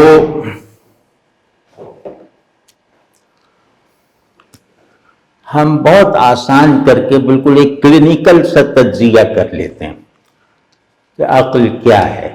علم کہتے ہیں عقل کی کوشش کے اس حاصل کو جو عقل کو عارضی یا مستقل طور پر مطمئن کر دے۔ یہ ٹھیک ہے یہ ڈیفینیشن۔ تو یا علم کہتے ہیں حواس سے فراہم ہونے والے اس تجربے کو جسے عقل قابل ادراک اور لائق اظہار بنا دے۔ تو یہ جو عقل ہے، جو علم کی تشکیل کا واحد ٹول ہے، یعنی علم کی تعمیر ہو جاتی ہے نا، اور پھر وجود کی ایک ویل ریلیٹڈ ڈویلٹی جس کے بغیر علم حاصل نہیں ہو سکتا، وہ پیدا ہو جاتی ہے کہ ذہن میں شے اور خارج میں موجود شے یہ ایک ہیں اور ایک نہیں ہیں۔ تو اب اس میں یہ جو عقل ہے اس کے دو حصے ہیں جو کلینکلی اینالائزڈ یا اینالائزبل حصے ہیں، دو فیکلٹیز ہیں۔ ایک فیکلٹی ہے ایکٹیو فیکلٹی کہ وہ حواس سے ڈیٹا لیتی ہے اور حواس جن آبجیکٹس کو اس کے سامنے لاتے ہیں ان کو نام دیتی ہے، ان کو مفہوم دیتی ہے، ان کو میننگ فل بناتی ہے، ان کو یوزفل بناتی ہے، اور اپنے اندر پہلے سے موجود اسکیم آف تھنگس میں انہیں کھپا دیتی ہے، یعنی ان کے علم کو مفرد نہیں رہنے دیتی، کمپلیکس کر دیتی ہے۔ تو یہ ہے عقل کی ایکٹیویٹی، جس کو میں کہہ رہا تھا عقل کی ہاریزونٹل حرکت۔ تو یہ ہوتی ہے ذہن اور محسوس شے کے درمیان تعلق سے، یعنی ذہن اور مظاہر کے درمیان تعلق وہ عقل کی ایکٹیویٹی کے بغیر ممکن نہیں ہے، یعنی عقل کی آزاد حرکت کے بغیر ممکن نہیں ہے، اور غلطی کے امکان پر یقین رکھے بغیر ممکن نہیں ہے۔ لیکن دوسری جو فیکلٹی ہے وہ پوری طرح مطلب وہ مطلب ایسا نہیں کہ کوئی مذہبی دعویٰ ہے، وہ فلسفے اور نفسیات وغیرہ میں یہ جو ایک نئی تھیوری آف پرسیپشن آئی ہے اس میں پوری طرح مطلب کہہ سکتے ہیں ایک سائنسی دلیل سے مطمئن ہونے والے آدمی کو کہ سائنسی طور پہ ثابت ہے، گو کہ میری نظر میں یہ فقرہ لغو ہے، بے معنی ہے، لیکن بہرحال تو وہ جو دوسرا پارٹ ہے وہ ہے پیسو پارٹ، کہ عقل جس علم کو عقل مینیفیسٹیشن کے علم کو ریئلٹی پر ایمان سے مربوط کرنے کا کام کرتی ہے، اس سے بڑا عقل کا کوئی کام نہیں ہے۔ یعنی عقل کا انتہائی کام اس کی غیر مذہبی تعریف کے مطابق بھی یہی ہے کہ وہ پرنسپل کو مظاہر سے مربوط رکھے۔ تو یہ جو پرنسپل جو عقل میں موجود ہے آبجیکٹ کا علم حاصل کرنے سے پہلے کا، یہ جو پرنسپل ہے یہ عقل کی پیسیوٹی کا موضوع ہے، عقل کی ایکٹیویٹی کا موضوع نہیں ہے۔ یعنی یہ پرنسپل شعور کو اس کی خلقت میں ملا ہے، شعور نے خود سے نہیں بنایا ہوا، واضح ہے نا. اور اگر عقل کی پیسیوٹی کی فیکلٹی کو نظر انداز کر دیا جائے تو انسانوں کے درمیان کسی بات پر اختلاف یا اختلاف دونوں بے معنی ہو جائے گا. یعنی کوئی ایک چیز تو ہے نا جس پہ ہم متفق ہیں اور ہر بات پہ مختلف ہیں، لیکن ہر بات پہ مختلف ہوتے ہوئے بھی ہم کسی اصول پہ تو متفق ہیں نا، جس کی بنیاد پہ میں کہہ رہا ہوں میں زیادہ سمجھتا ہوں، آپ کہہ رہے ہیں آپ زیادہ سمجھتے ہیں، یا آپ غلط اور میں صحیح سمجھتا ہوں وغیرہ. تو یہ جو ابدی حقیقت، ازلی ابدی حقیقت جو آپ فرما رہے ہیں، اس کے بارے میں یہ کہنا، یہ کسی صوفی روایت میں یہ دعویٰ نہیں ہے کہ قلب حقیقت ابدی تک رسائی رکھتا ہے. یہ تو مل جائے گا کہ حقیقت ابدی کا اگر کوئی کنٹینر ہے، اگر عالم مظاہر میں کوئی کنٹینر ہے حقیقت ابدی کا، تو وہ قلب ہے. لیکن یہ کہ قلب جس چیز کو کنٹین کرنے کی صلاحیت رکھتا ہے، وہ چیز قلب کے ایکٹیو حرکت کا موضوع نہیں ہے، قلب کی ایکٹیویٹی کا نتیجہ نہیں ہے، بلکہ قلب حفاظت کرتا ہے اور انٹرنلائز کرتا ہے حقیقت پر اپنے ایمان کو. یعنی کوئی صوفی ہو سکتا ہے جو کہے کہ میں قرآن سے بے نیاز ہو کر اللہ کے بارے میں بتائی ہوئی اصولی تفصیلات سے لا تعلق ہو کر میں نے اللہ کو اپنے طور پہ دریافت کیا، یا یہ سارے معارف میں نے خود سے حاصل کیے. تو اس میں کوئی عیب کی بات نہیں ہے کہ عقل اپنی پیسیوٹی کو اپنی ایکٹیویٹی پر غالب رکھتی ہے، عقل اپنے مسلمات کو اپنے علمی پروسیس اور ان کے نتائج پر حاوی رکھتی ہے. تو اور عقل اگر ایسا بائنڈنگ پرسپیکٹو اپنے اندر نہ رکھتی ہو تو اس کا اپنے باہر یا اپنے اندر موجود کسی بھی شے سے تعلق ایبسرڈائز ہو جائے گا. تو میننگ جو ہے نا، یعنی میننگ فلنس، یہ میننگ فلنس عقل شے کو دیتی ہے اور اس تصور معنی کی بنیاد پر دیتی ہے جس تصور معنی کو اس نے اپنی کوشش سے حاصل نہیں کیا ہے، بلکہ اس تصور معنی کو اپنے اندر پہلے سے موجود پایا ہے. پھر اختیار ہے کہ میں اس تصور معنی کو حرکت میں رکھوں یا نہ رکھوں، وہ اختیار ہے میرا. لیکن یہ کہ عقل کی پیسیوٹی، عقل کی سرگرمیوں اور علم کی تمام قسموں میں ہر طرح سے ثابت ہے. ہماری روایت میں یہ پیسیوٹی حقیقت کی کورسپونڈنس کے لیے ہے، یعنی عقل پیسو ہوئے بغیر حقیقت سے کورسپونڈ نہیں کر سکتی، نہ ایکٹیولی نہ پیسیولی. تو یہ ہمارا تصور ہے، اور آپ چاہیں گے تو انشاءاللہ کسی نشست میں ہم اپنا تصور معرفت و قلب یا یہ جو پوری بات ہے یہ انشاءاللہ مربوط طریقے سے کر دیں گے. تو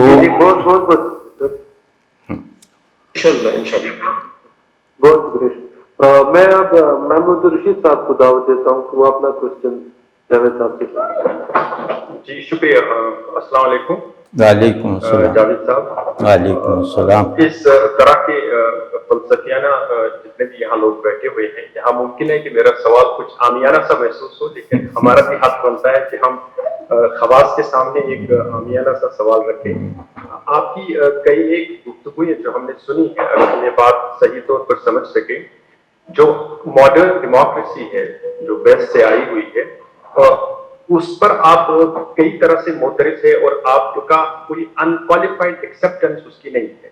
میں یہ جاننا چاہوں گا کہ اس جمہوریت پر جو کہ ویسٹ سے آئی ہے، ماڈرن جمہوریت ہے، جس کو آپ اسی انلائٹنمنٹ پروجیکٹ کا حصہ مانتے ہیں، جس زنجیر کے دو اور حلقے لبرلزم اور سیکولرزم ہے، اس پر آپ کا بنیادی اعتراض کیا ہے؟ ایک. دوسرا یہ کہ اس کی وہ کون سی عملی خامیاں ہیں جنہیں دور کرنے کے بعد ہم اس کو مسلم سماج پر اپلائی کر سکتے ہیں؟ اور تیسری بات جو اسی سے پیدا ہوتی ہے اور جس کا ذکر ابھی ایک سوال کی جواب میں آپ نے بھی کیا، وہی اسی طرح کی گفتگو ہوئی. جو بھی متشددانہ رویے ہمارے سماج میں موجود ہیں اور جن پر آپ نے کئی ایک مرتبہ اپنے قلب کا اور اپنے اضطراب کا اظہار بھی کیا ہوا ہے، ان کو ختم کرنے کے لیے، ان کے ازالے کے لیے ہمارے پاس ایک ایسا بیانیہ جو ہماری اپنی روایت میں موجود، ہماری اپنی روایت میں اپنی جڑیں رکھتا ہو، وہ کیسے ہم پروڈیوس کر سکتے ہیں، جیسا کہ ویسٹ نے سیکولرزم کو پروڈیوس کر کے اپنے ہاں مذہبی متشددانہ رویوں پر قابو پا لیا. یہ میرے سوال ہے. وہ بھائی یہ بڑے ماشاءاللہ یہ عامیانہ آپ انہیں کہہ رہے ہیں. یہ تو مطلب اگر کوئی آدمی خود کو خاص سمجھتا ہو تو اس کو اس کی اوقات یاد دلا سکتے ہیں یہ سوالات. وہ ایسا کر لیں کہ ان میں کچھ تفصیل ہے. تو متشددانہ روایت تو کیسے ختم ہو سکتی ہے؟ اس کے کچھ اسٹیریوٹائپ جوابات ہیں، وہ ظاہر ہے سب لوگ دہرا دیتے ہیں اور وہ جوابات صحیح بھی ہیں. لیکن یہ کہ ان رویوں کو واقعی ختم کرنے کا آغاز کیسے کیا جائے، کن قوتوں کو بیدار یا متوجہ کیا جائے کہ جو یہ متشددانہ رویوں کو ختم کر سکتی ہیں، یعنی مذہبی شخصیت کے متشددانہ رویوں کو ختم کر سکتی ہیں. تو اس پہ اگر کبھی چاہیں تو بھائی وہ اگلی نشست اسی پہ کر لیجئے. اس میں خاصی تفصیل کرنی پڑے گی اور میں ایک مطلب کمزور کر دینے والی بیماری سے حال ہی میں اٹھاؤں. تو اگر آپ یہ کون سا آپ تھے جنہوں نے یہ سوالات ارشاد فرمائے؟ جی محمود نام ہے میرا. محمود نام ہے. محمود صاحب بہت اچھے یار، بہت زبردست آدمی آپ کو. تو اب یہ کر لیجئے کہ اگلی نشست میں آپ یہ سوال پہلے ہی اٹھا لیجئے گا، ہم اسی سے گفتگو شروع کریں گے. جی جی ہاں تو بھائی بہت کم از کم جو جمہوریت پر آپ کے اعتراضات ہیں اور اس کے فنڈامنٹل اعتراضات پہ کیا ہے؟ نہیں، جمہوریت ہمارے مسلم سماج کے لیے لائق نہیں. ہم یہ کہتے ہیں کہ ہمارے زوال کا ایک بڑا مظہر یہ ہے کہ ہم تمام تھیوریز کو یا تمام نظریات کو غیر مشروط طور پہ قبول کر لیتے ہیں. تو جمہوریت ان میں سے ایک چیز ہے جسے ہم نے غیر مشروط طور پہ قبول کر لیا ہے. تو غیر مشروط طور پر قبول کرنے والی تمام تہذیبیں اگر آپ دیکھ لیں جنہوں نے ویسٹرن ڈیموکریسی کو اس کے پورے در و بست کے ساتھ ایمان کی طرح قبول کر لیا ہے، تو وہاں سے ان کی روایتوں کا خاتمہ ہو چکا ہے. تو اس خطرے کو ہم اس کو یہ نہیں کہتے جمہوریت کی جگہ آمریت لے آؤ، یا ہم یہ نہیں کہتے کہ جمہوریت کا متبادل کوئی غیر جمہوری آرڈر لے آؤ. ہمیں معلوم نہیں ہے. ہم جو بات کرتے ہیں وہ جمہوریت کے موجودہ ماڈل میں اپنے مطابق اصلاح کرنے کی طرف متوجہ کرنے کی کوشش کرتے ہیں کہ جمہوریت کا جو موجودہ مغربی ماڈل ہے وہ جس بنیاد پر کھڑا ہوا ہے، اس بنیاد پر کھڑے ہو جانے کے بعد آدمی کو اپنی روایت بلکہ دین یا خدا کی کوئی ضرورت نہیں رہتی. جمہوریت اپنے ایسنس میں ایگریسولی سیکولر ہے، اور اس کی سیکولیرٹی ایسی ہے کہ یہ اگر خانہ کعبہ میں بھی الیکشن کروائے جائیں، وہاں جو بڑے بڑے علماء میں سے کچھ لوگ منتخب کیے جائیں، یہ ان پر بھی، ان کے دین، تصور دین پر بھی اثر انداز ہوگی. تو اب ہمیں اس کا انکار کرنے سے کوئی دلچسپی نہیں ہے. ہمیں اس کو اپنے تصور زندگی کے مطابق ری اسٹرکچر کرنے کی ضرورت ہے. یہ ہم جانتے ہیں کہ غیر جمہوری جو بھی ماضی کے ماڈل ہیں، یہ جمہوریت ان سب سے بہتر ہے. لیکن اس کے باوجود اس میں اس کا جو یہ ایک ایلیمنٹ سامنے آ چکا ہے، مطلب یہ کوئی میرا قیاس نہیں ہے، یہ جو چاہے مطالعہ کر لے. کہ یہ جمہوریت، مغربی جمہوریت جس بھی معاشرے میں گئی ہے اس معاشرے کو اپنی بیسک ذہنی قدروں سے جو ہے وہ اس نے جدا کر دیا ہے، توڑ دیا ہے۔ تو اب یہ خطرہ ظاہر ہے مسلمانوں میں بھی ہے اور نظر آ رہا ہے، مطلب یہ قیاس نہیں ہے۔ تو اب ہمیں یہ دیکھنے کی ضرورت ہے نا کہ اس میں جو یہ بات ہے اس کے کا کاؤنٹر نیریٹو کیا لایا جا سکتا ہے۔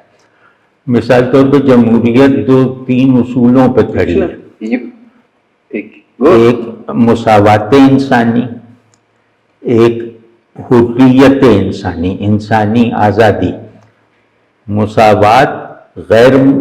مساوات مشروط ہے، آزادی غیر مشروط ہے۔ یہاں اس میں چالاکی چھپی ہوئی ہے۔ تو اب اس کو ہمیں ظاہر ہے کہ ہمیں اپنے تصور کے مطابق، اپنے ورلڈ ویو کے مطابق اس کو ری اسٹرکچر کرنا ہے، اس کی طرف مطلب توجہ دلا رہے ہیں۔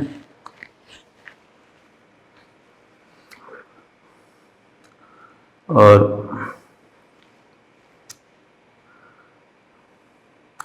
اصل میں سوالات اور بھی ہیں اور وہ مطلب مسائل بہت سارے ہیں، لیکن جمہوریت پہ میرا موقف جو ہے وہ میں نے آپ سے اس کی مطلب اس تنقیدی موقف کی سب سے بڑی وجہ آپ کے سامنے رکھ دی ہے۔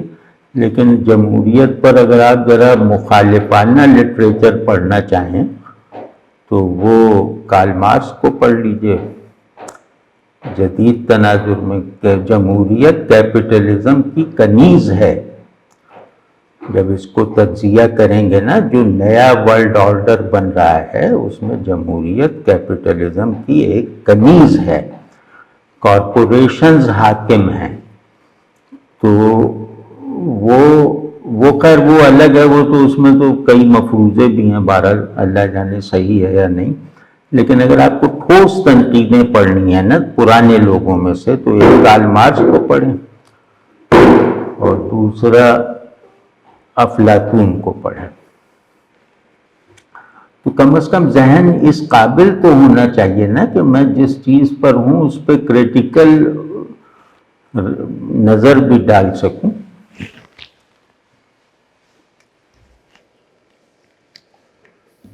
باقی جو ہے بھائی صاحب کیا نام ہے، کیا مبارک صاحب، کیا مبارک صاحب نام ہے نا؟ ہاں محمود صاحب۔ تو باقی آپ ذرا دوہرا دیجیے گا اگلی نشست میں، انشاءاللہ اس سے شروع کر دیں گے۔ السلام علیکم جاوید صاحب۔ وعلیکم السلام ورحمۃ اللہ۔ اللہ آپ کا سایہ ملت پر قائم رکھے، یہ ہماری خوش نصیبی ہے۔ میرا ایک مختصر سا سوال ہے، میں چونکہ اسلام اینڈ سائنس بیک گراؤنڈ سے ہوں تو جو ریلیشن ہے، تو اس سلسلے میں میرا جو مطالعہ رہتا ہے طالب علمانہ مطالعہ، تو اس میں یہ دیکھ رہا ہوں میں کہ سائنس آہستہ آہستہ خصوصاً ایسٹرو فزکس وغیرہ جیسے مسٹک بنتی جا رہی ہے یا مسٹیریس بنتی جا رہی ہے۔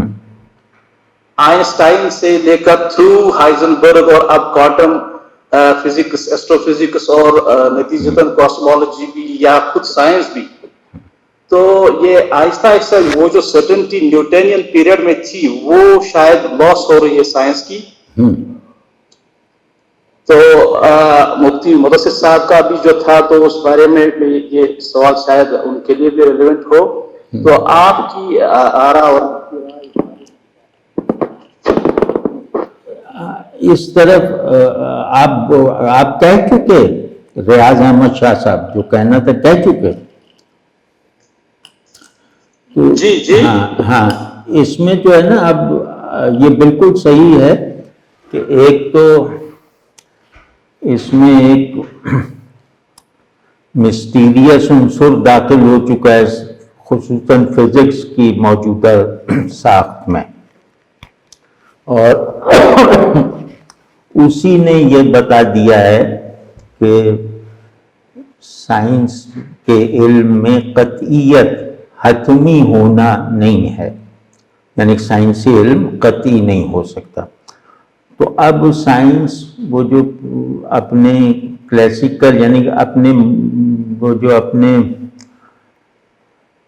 اپنے پچھلے ادوار سے اس پہلو سے مختلف ہو گئی ہے کہ اب اس میں ججمنٹلزم ختم ہو گیا ہے، اور دوسرا یہ کہ اس میں حقیقت کی تلاش کا عنوان چھوڑ دیا گیا ہے، اور کوانٹم فزکس نے اب فزکس اور میٹا فزکس کے درمیان تعلق کو سائنٹیفکلی ممکن بنا دیا ہے۔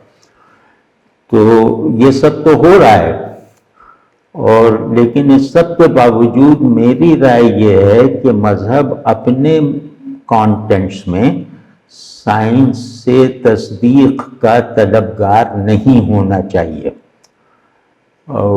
وہ اس کی حفاظت ضروری ہے، ورنہ ایک طبقہ پیدا ہو رہا ہے جو ایک ریلیجس سائنٹزم پھیلا رہا ہے کہ جیسے تصدیق فلان سے ہو گئی، فلاں نے تصدیق کر دی، فلاں تصدیق کر دی۔ یہ لوگوں کو اندازہ ہی نہیں ہے کہ غیب جو ہے وہ لائق تصدیق کسی بھی ہیومن ایکٹیویٹی سے نہیں ہے، تو وہ واجب التسلیم ہے، لائق تصدیق نہیں ہے، یعنی ویریفائبل نہیں ہے۔ تو یہ سائنس اب اس میرا خیال ہے کہ یہاں تک پہنچ گئی ہے کہ مجھے حقائق کی کسوٹی نہیں بننا، مجھے دین سے اور ایمان بالغیب سے ٹکراؤ کی پوزیشن نہیں لینی، یہ ہو گیا۔ لیکن مجموعی طور پر یہ دور اب سائنس، جس طرح فلسفے نے سائنس کے لیے جگہ خالی کر دی، اب لگ رہا ہے کہ سائنس بھی ٹیکنالوجی میں ضم ہو جائے گی۔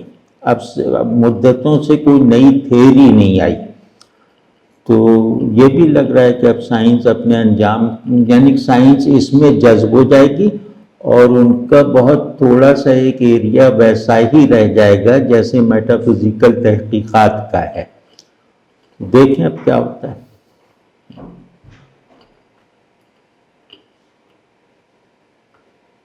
جی سر، بہت شکریہ آپ کا، بہت شکریہ۔ السلام علیکم۔ وعلیکم السلام۔ شکریہ سر۔ اچھا مقیس القیصر، اگر وہاں پہ ہمیں سن رہے ہیں تو پلیز وہاں۔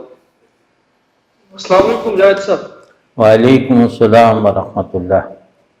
ہم نے سنا آپ کی طبیعت قدرے ناساز تھی کچھ دنوں پہلے، امید ہے آپ خیر و عافیت سے ہیں۔ اللہ کا شکر ہے، اللہ کا شکر۔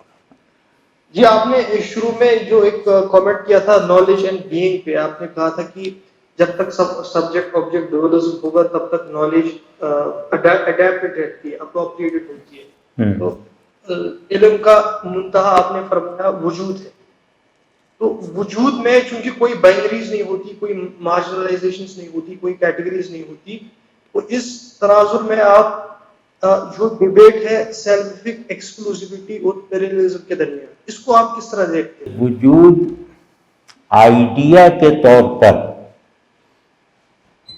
ایک انڈیوائڈیبل سنگولیرٹی ہے، لیکن وجود خارج میں، یعنی وجود حقیقی کے معنوں میں، وہ آل ایکسکلوسیو ہے۔ وجودی آئیڈیا آل انکلوسیو ہے، وجود حق جو ذہن سے باہر ہے وہ آل ایکسکلوسیو ہے، یا انکلوسیولی آل ایکسکلوسیو ہے، یا ایکسکلوسیولی آل انکلوسیو ہے۔ تو وہ علم یا انسانی شعور جو ہے وہ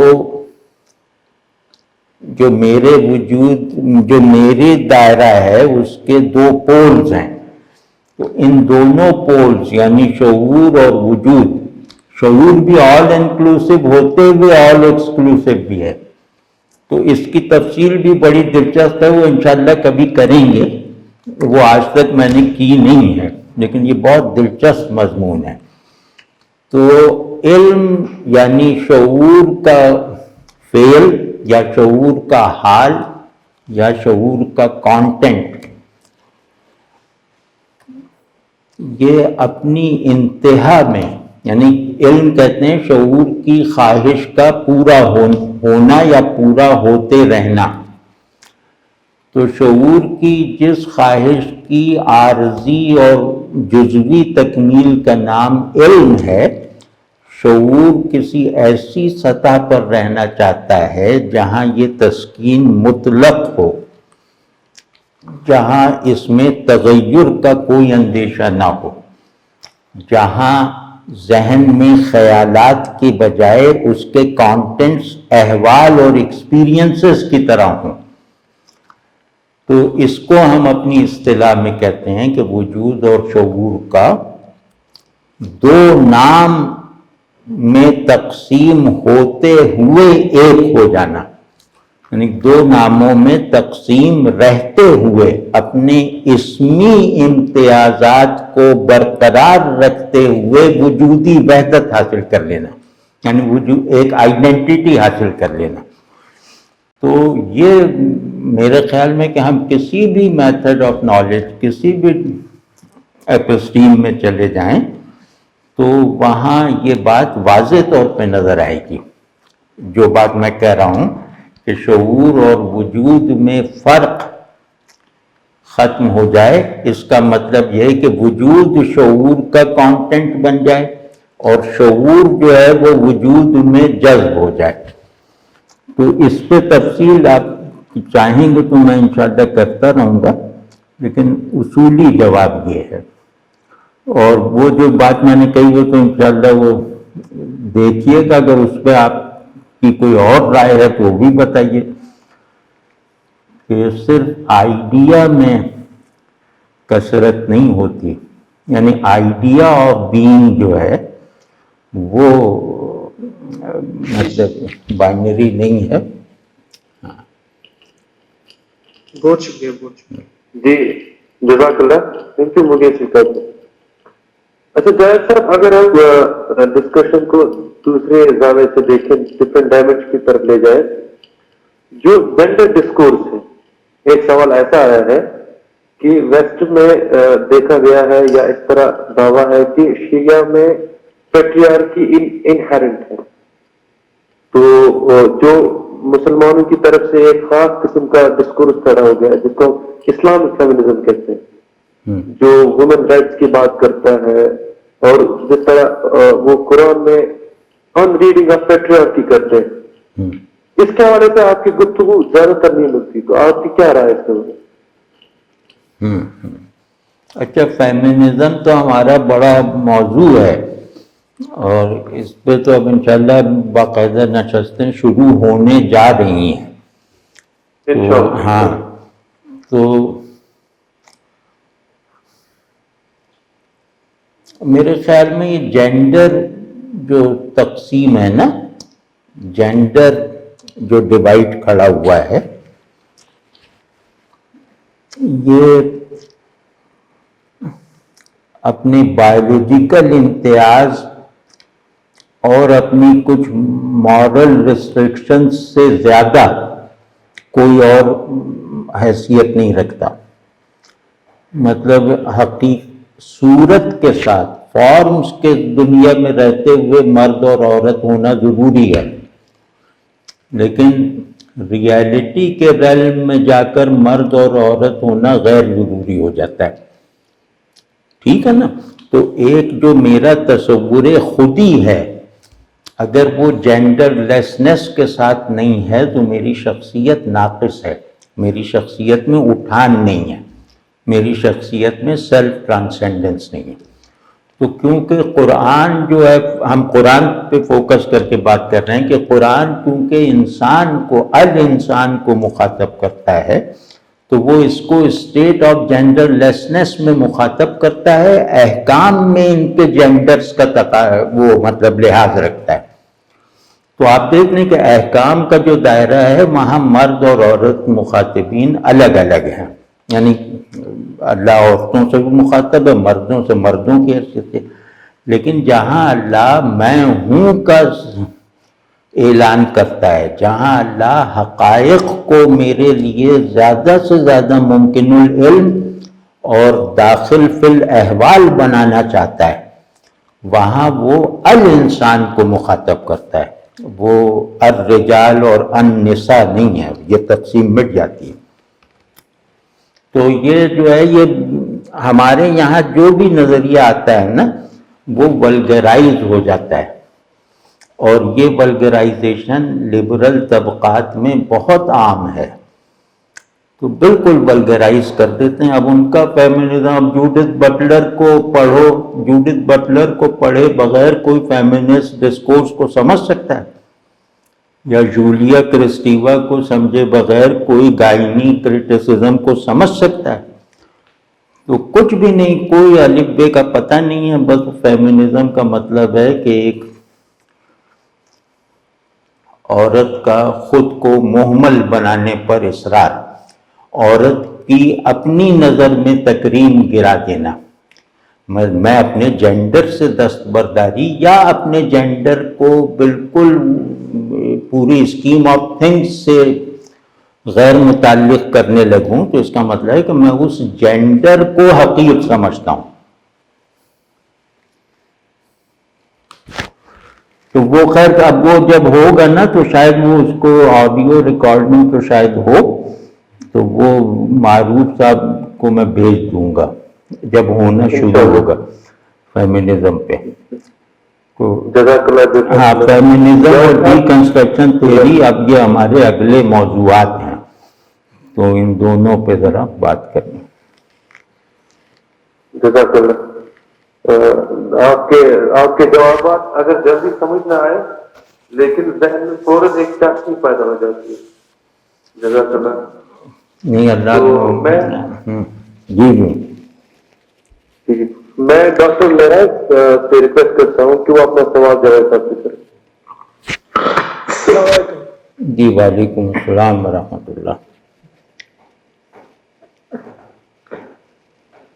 میرا سوال جو ہے کچھ تھوڑا سا چھوٹی چھوٹی شکل میں جو ہے اس کا ڈویژن ہے، تو میں اپنا سوال جو ہے وہ ایسے پوچھتا ہوں کہ جیسا کہ آپ نے فرمایا کہ غیر مسلموں کو اسلامی نظام میں بالکل فکر مند ہونے کی ضرورت نہیں ہے،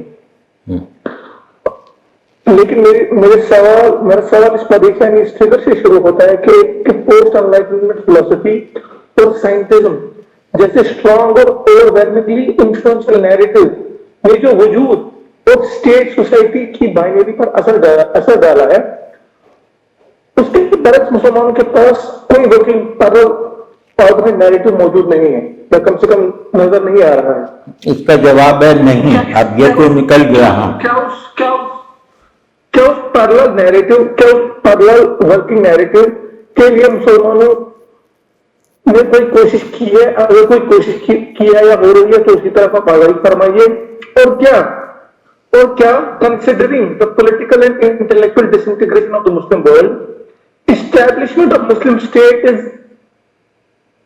is what جو مسلمان نظام، اسلامی نظام کا بننا کیا ایک پہل ہو سکتی ہے اس آلٹرنیٹ نیریٹو کو قائم کرنے کے لیے؟ کیونکہ جیسا آپ نے فرمایا کہ آپ کی آنٹالوجی اور اپسٹمالوجی اور باقی آف شوٹ جتنے بھی ہماری دین کے ہیں، ہمارے نظام کے ہیں، ہماری سویلائزیشن کے ہیں، وہ سارے آف شوٹس اس ماحول میں پروان چڑھ سکتے ہیں، یا کیا ہمیں ایک تھیوریٹیکل اور انٹلیکچوئل لیول اور انفرادی سطح پر پہلے کوشش کرنی چاہیے out side the model of working Muslim state?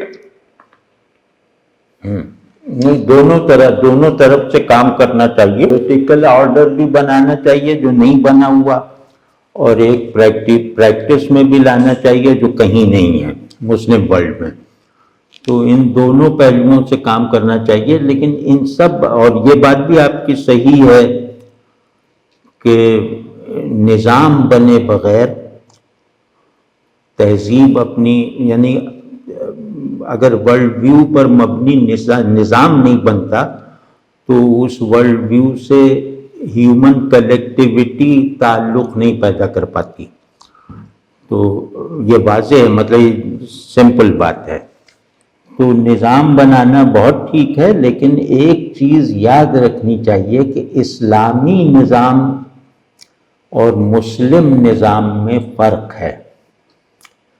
اسلامی نظام صرف نبی کا ہوتا ہے، نہیں، نبی اگر ریاست بنا لے تو اس ریاست کو کہیں گے اسلامی ریاست، کہ اس کے آئین، اس کے قانون اور اس کی تمام جو اسٹرکچرلائزڈ فارمز ہیں ان میں غلطی کا، اضافے اور کمی کا کوئی امکان نہیں۔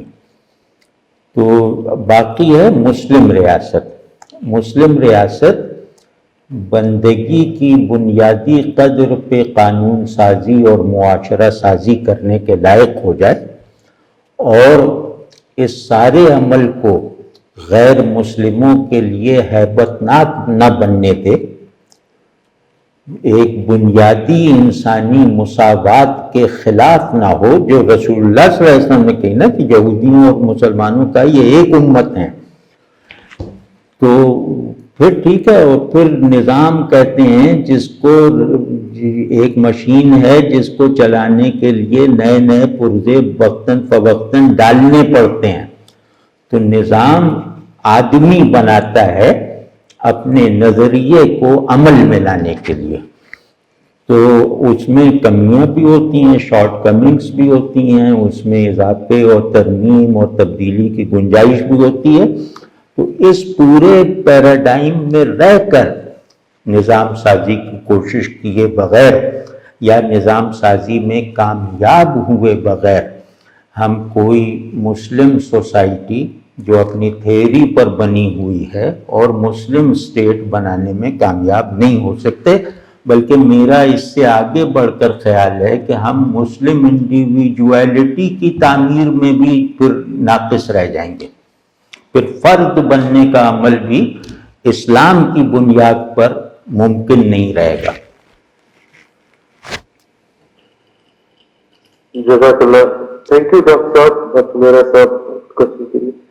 تو جاوید صاحب اگر آپ کی اجازت تو اور کوشچن ہم لے سکتے ہیں یا؟ ہاں ایسے ہی ہو، کچھ بہت مشکل نہ ہو یا سوالات۔ جی ڈاکٹر بلال صاحب سوال پوچھنا چاہتے تھے۔ جی ارشاد۔ جی سر، جی سر۔ اچھا، جو سوال پوچھے نا وہ اپنی تصویر بھی دکھا دیا کرے، اس سے محبت پیدا ہوتی ہے، مطلب انسان سے غیبی تعلق نہیں ہوتا، تو شہودی تعلق ہوتا ہے نا کہ ایک دوسرے کو دیکھنا چاہیے۔ بلال صاحب پلیز اپنا کوشچن کیجیے۔ السلام علیکم سر۔ وعلیکم السلام۔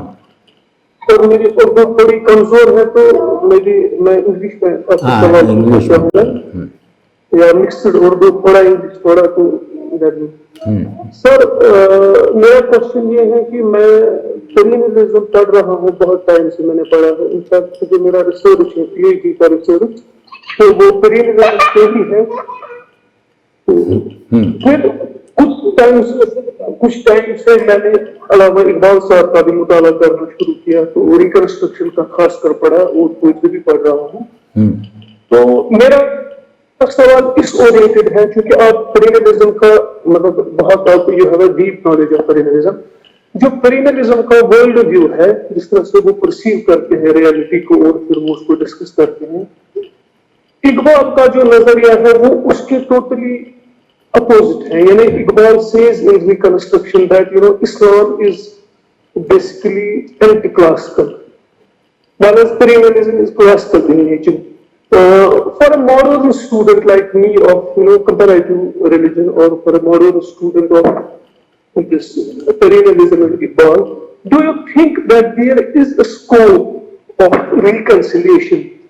Sometimes I shift that perennialism is giving the exact picture, but sometimes I feel Iqbal is getting more closer to the issues, the questions that have been raised and put forward by modern science, and he is sort of evolutionism is there. So how would you see these two apparently contradictory forces in interpreting the nature of the reality? بہت اچھا۔ دیکھیں، پہلے پیرینیلزم کو سمجھنے کی ضرورت ہے اس کے ایک اصول کو، وہ ہے کہ اس میں نبوت کی ضرورت نہیں ہے، اس میں یہ جو ایک پیرینیل وزڈم ہوتی ہے وہ زیادہ یونیورسل وحی ہے، اور تمام جو پروفٹس کے ذریعے سے لائے گئے جو دین ہیں تمام پروفٹس کے، وہ اس کل کے اجزاء ہیں، اس ہول کے پارٹس ہیں. تو جو پرینیل وہ عارف ہوتا ہے وہ گویا اس کے سینٹر پہ نظر رکھتا ہے، ان کے درمیان جو ایسنس آف وننس ہے اسے دریافت کرتا ہے، اور وحی کی بالا تر قسم جو نبی کو نہیں ملتی اس کا مخاطب بننے کی اہلیت رکھتا ہے. یعنی ایسوٹیرسزم جو ہے وہ یہ ہے. تو اس کو ظاہر ہے کہ کسی بھی دینی روایت سے تعلق رکھنے والا کوئی شخص نہیں مانے گا. اس میں مطلب ایک طرح کی مطلب اس میں بہت واضح طور پر نبوت کی ضرورت ختم ہو جاتی ہے، اور ایک خاص پہلو سے نبوت کا انکار لازم آ جاتا ہے. تو اقبال ہوں یا کوئی بھی ریلیجس اسلامک تھنکر وہ پرینیل فلسفی کو نہیں مانے گا. حتیٰ کہ ابن عربی بھی جنہوں نے کہا تھا الدین الواحد، تو وہ یہ انہی کا قول ہے نا، اور پرینیلسٹ اسے بہت کوٹ کرتے ہیں، خاص طور پہ وہ جنہوں نے اسلام بھی قبول کر رکھا ہے. تو وہ بالکل پرینیل نہیں ہے. وہ جو ایک ٹرانسینڈنٹ یونٹی آف ریلیجنس ہے اس کو نہیں مانتے ابن عربی واضح لفظوں میں. تو کیونکہ جب تک میں ریئلٹی کو پرٹیکولرائز نہیں کرتا، یعنی پرٹیکولرائزیشن یہاں پر جز کے معنی میں نہیں ہے. پرٹیکولرائزیشن کا مطلب یہ ہے کہ آئیڈیا کو ایکچوئلائز کرنے کا چینل. تو جب تک میں پرٹیکولرائزڈ حالت میں کسی چیز کو قبول نہیں کرتا اس کی یونیورسلٹی ایبسرڈ ہے. تو پرٹیکولرائزیشن ریئلٹی کو اس کا کانٹیکسٹ دینے کا عمل ہے. تو کانٹیکسٹ کے بغیر علم نہیں بنتا. تو میرے خیال میں اقبال جہاں بھی آپ کو مختلف نظر آتے ہیں وہاں وہ یقیناً وہی صحیح ہیں.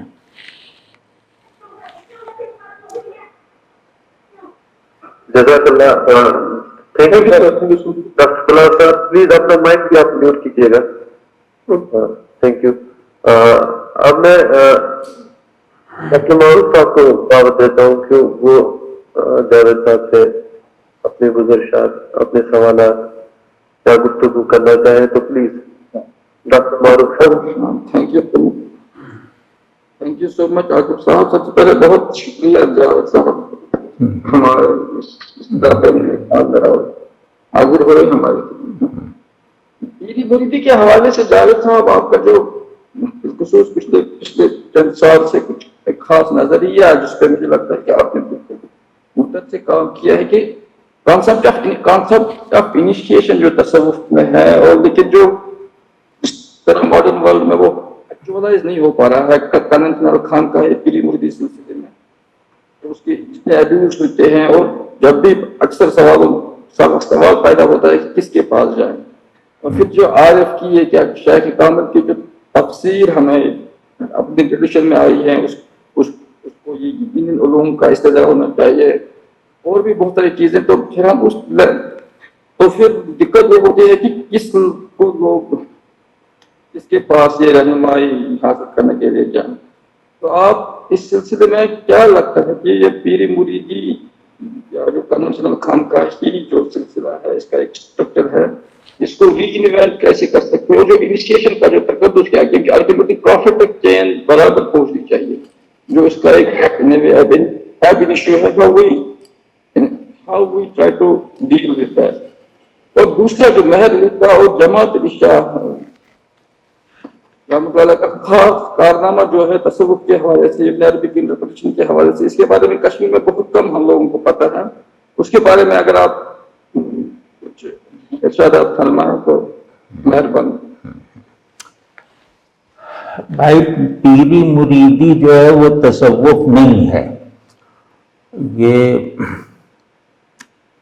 اور اب یہ جو صورتحال ہے ہمارے دور میں پیری مریدی تصوف کے مقاصد سے ٹکرا گئی ہے، اور آپ جانتے ہیں کہ یہ ایک عجیب سا کلچر پیدا ہو گیا ہے، یہ غلامی قبول کرنے کی ایک قسم بن کے رہ گیا ہے، اور پیری کا ادارہ جو ہے وہ استحصال کرنے والا ادارہ بن گیا ہے۔ اللہ کے نام پہ تعلق اصلاح کا، تربیت کا پیدا کرنے کی روایت اب پیری مریدی کے دائرے سے قریب قریب نکل گئی ہے۔ تو اس وجہ سے میں کہتا ہوں کہ انسان کی آزادی کی حفاظت کرنی چاہیے، جو پیری مریدی میں ممکن نہیں ہے آج کل کی پیری مریدی میں۔ اور دوسرے یہ کہ اس میں مرید زیادہ خطرے میں نہیں ہے، پیر زیادہ خطرے میں ہے، کہ وہ جو اپنی تعظیم، اپنی آتھینٹک ہونے پر جتنا زور دیتا ہے، تو اس سے تو وہ بیچارہ خود ہی مطلب خطرات مول لیتا ہے۔ تو اس کا جو متبادل ہے وہ اچھی صحبت ہے، ہم مقصد اور ہم خیال لوگوں کی نیکی کی بنیاد پر، اللہ کی اساس پر ایک دوسرے کے ساتھ محبت کا اور تعاون کا تعلق رکھنا، یہ اس کا متبادل ہے۔ متبادل کیا مطلب؟ یہ کہ یہی سنت ہے، تو اس کو جو ہے اختیار کیے بغیر ہم یہ جو روحانی تخریب کاری ہو رہی ہے اس سے نہیں نکل پائیں گے۔ اچھا، کیا وہ دوسرا حصہ کیا تھا وہ میں بھول گیا۔ پیر جماعت علی شاہ اور علی شاہ اور ابن عربی انٹرپریٹیشن کی ہے۔ پیر میر علی شاہ صاحب جو ہیں، ان کا جو ابن عربی پہ تشریحی کام ہے، وہ بعض اوور ڈوئنگز، بعض ایگزیجریشنز کے باوجود وہ بہت وقیع کام ہے، قابل قدر کام ہے، اور انہیں پڑھ کے احساس ہوتا ہے کہ ابن عربی میں کتنی گہرائی اور کتنی ایک طرح سے پازیٹیو کمپلیکسٹی ہے۔ تو وہ تو ان کا جماعت علی شاہ صاحب کے کام سے میں واقف نہیں ہوں۔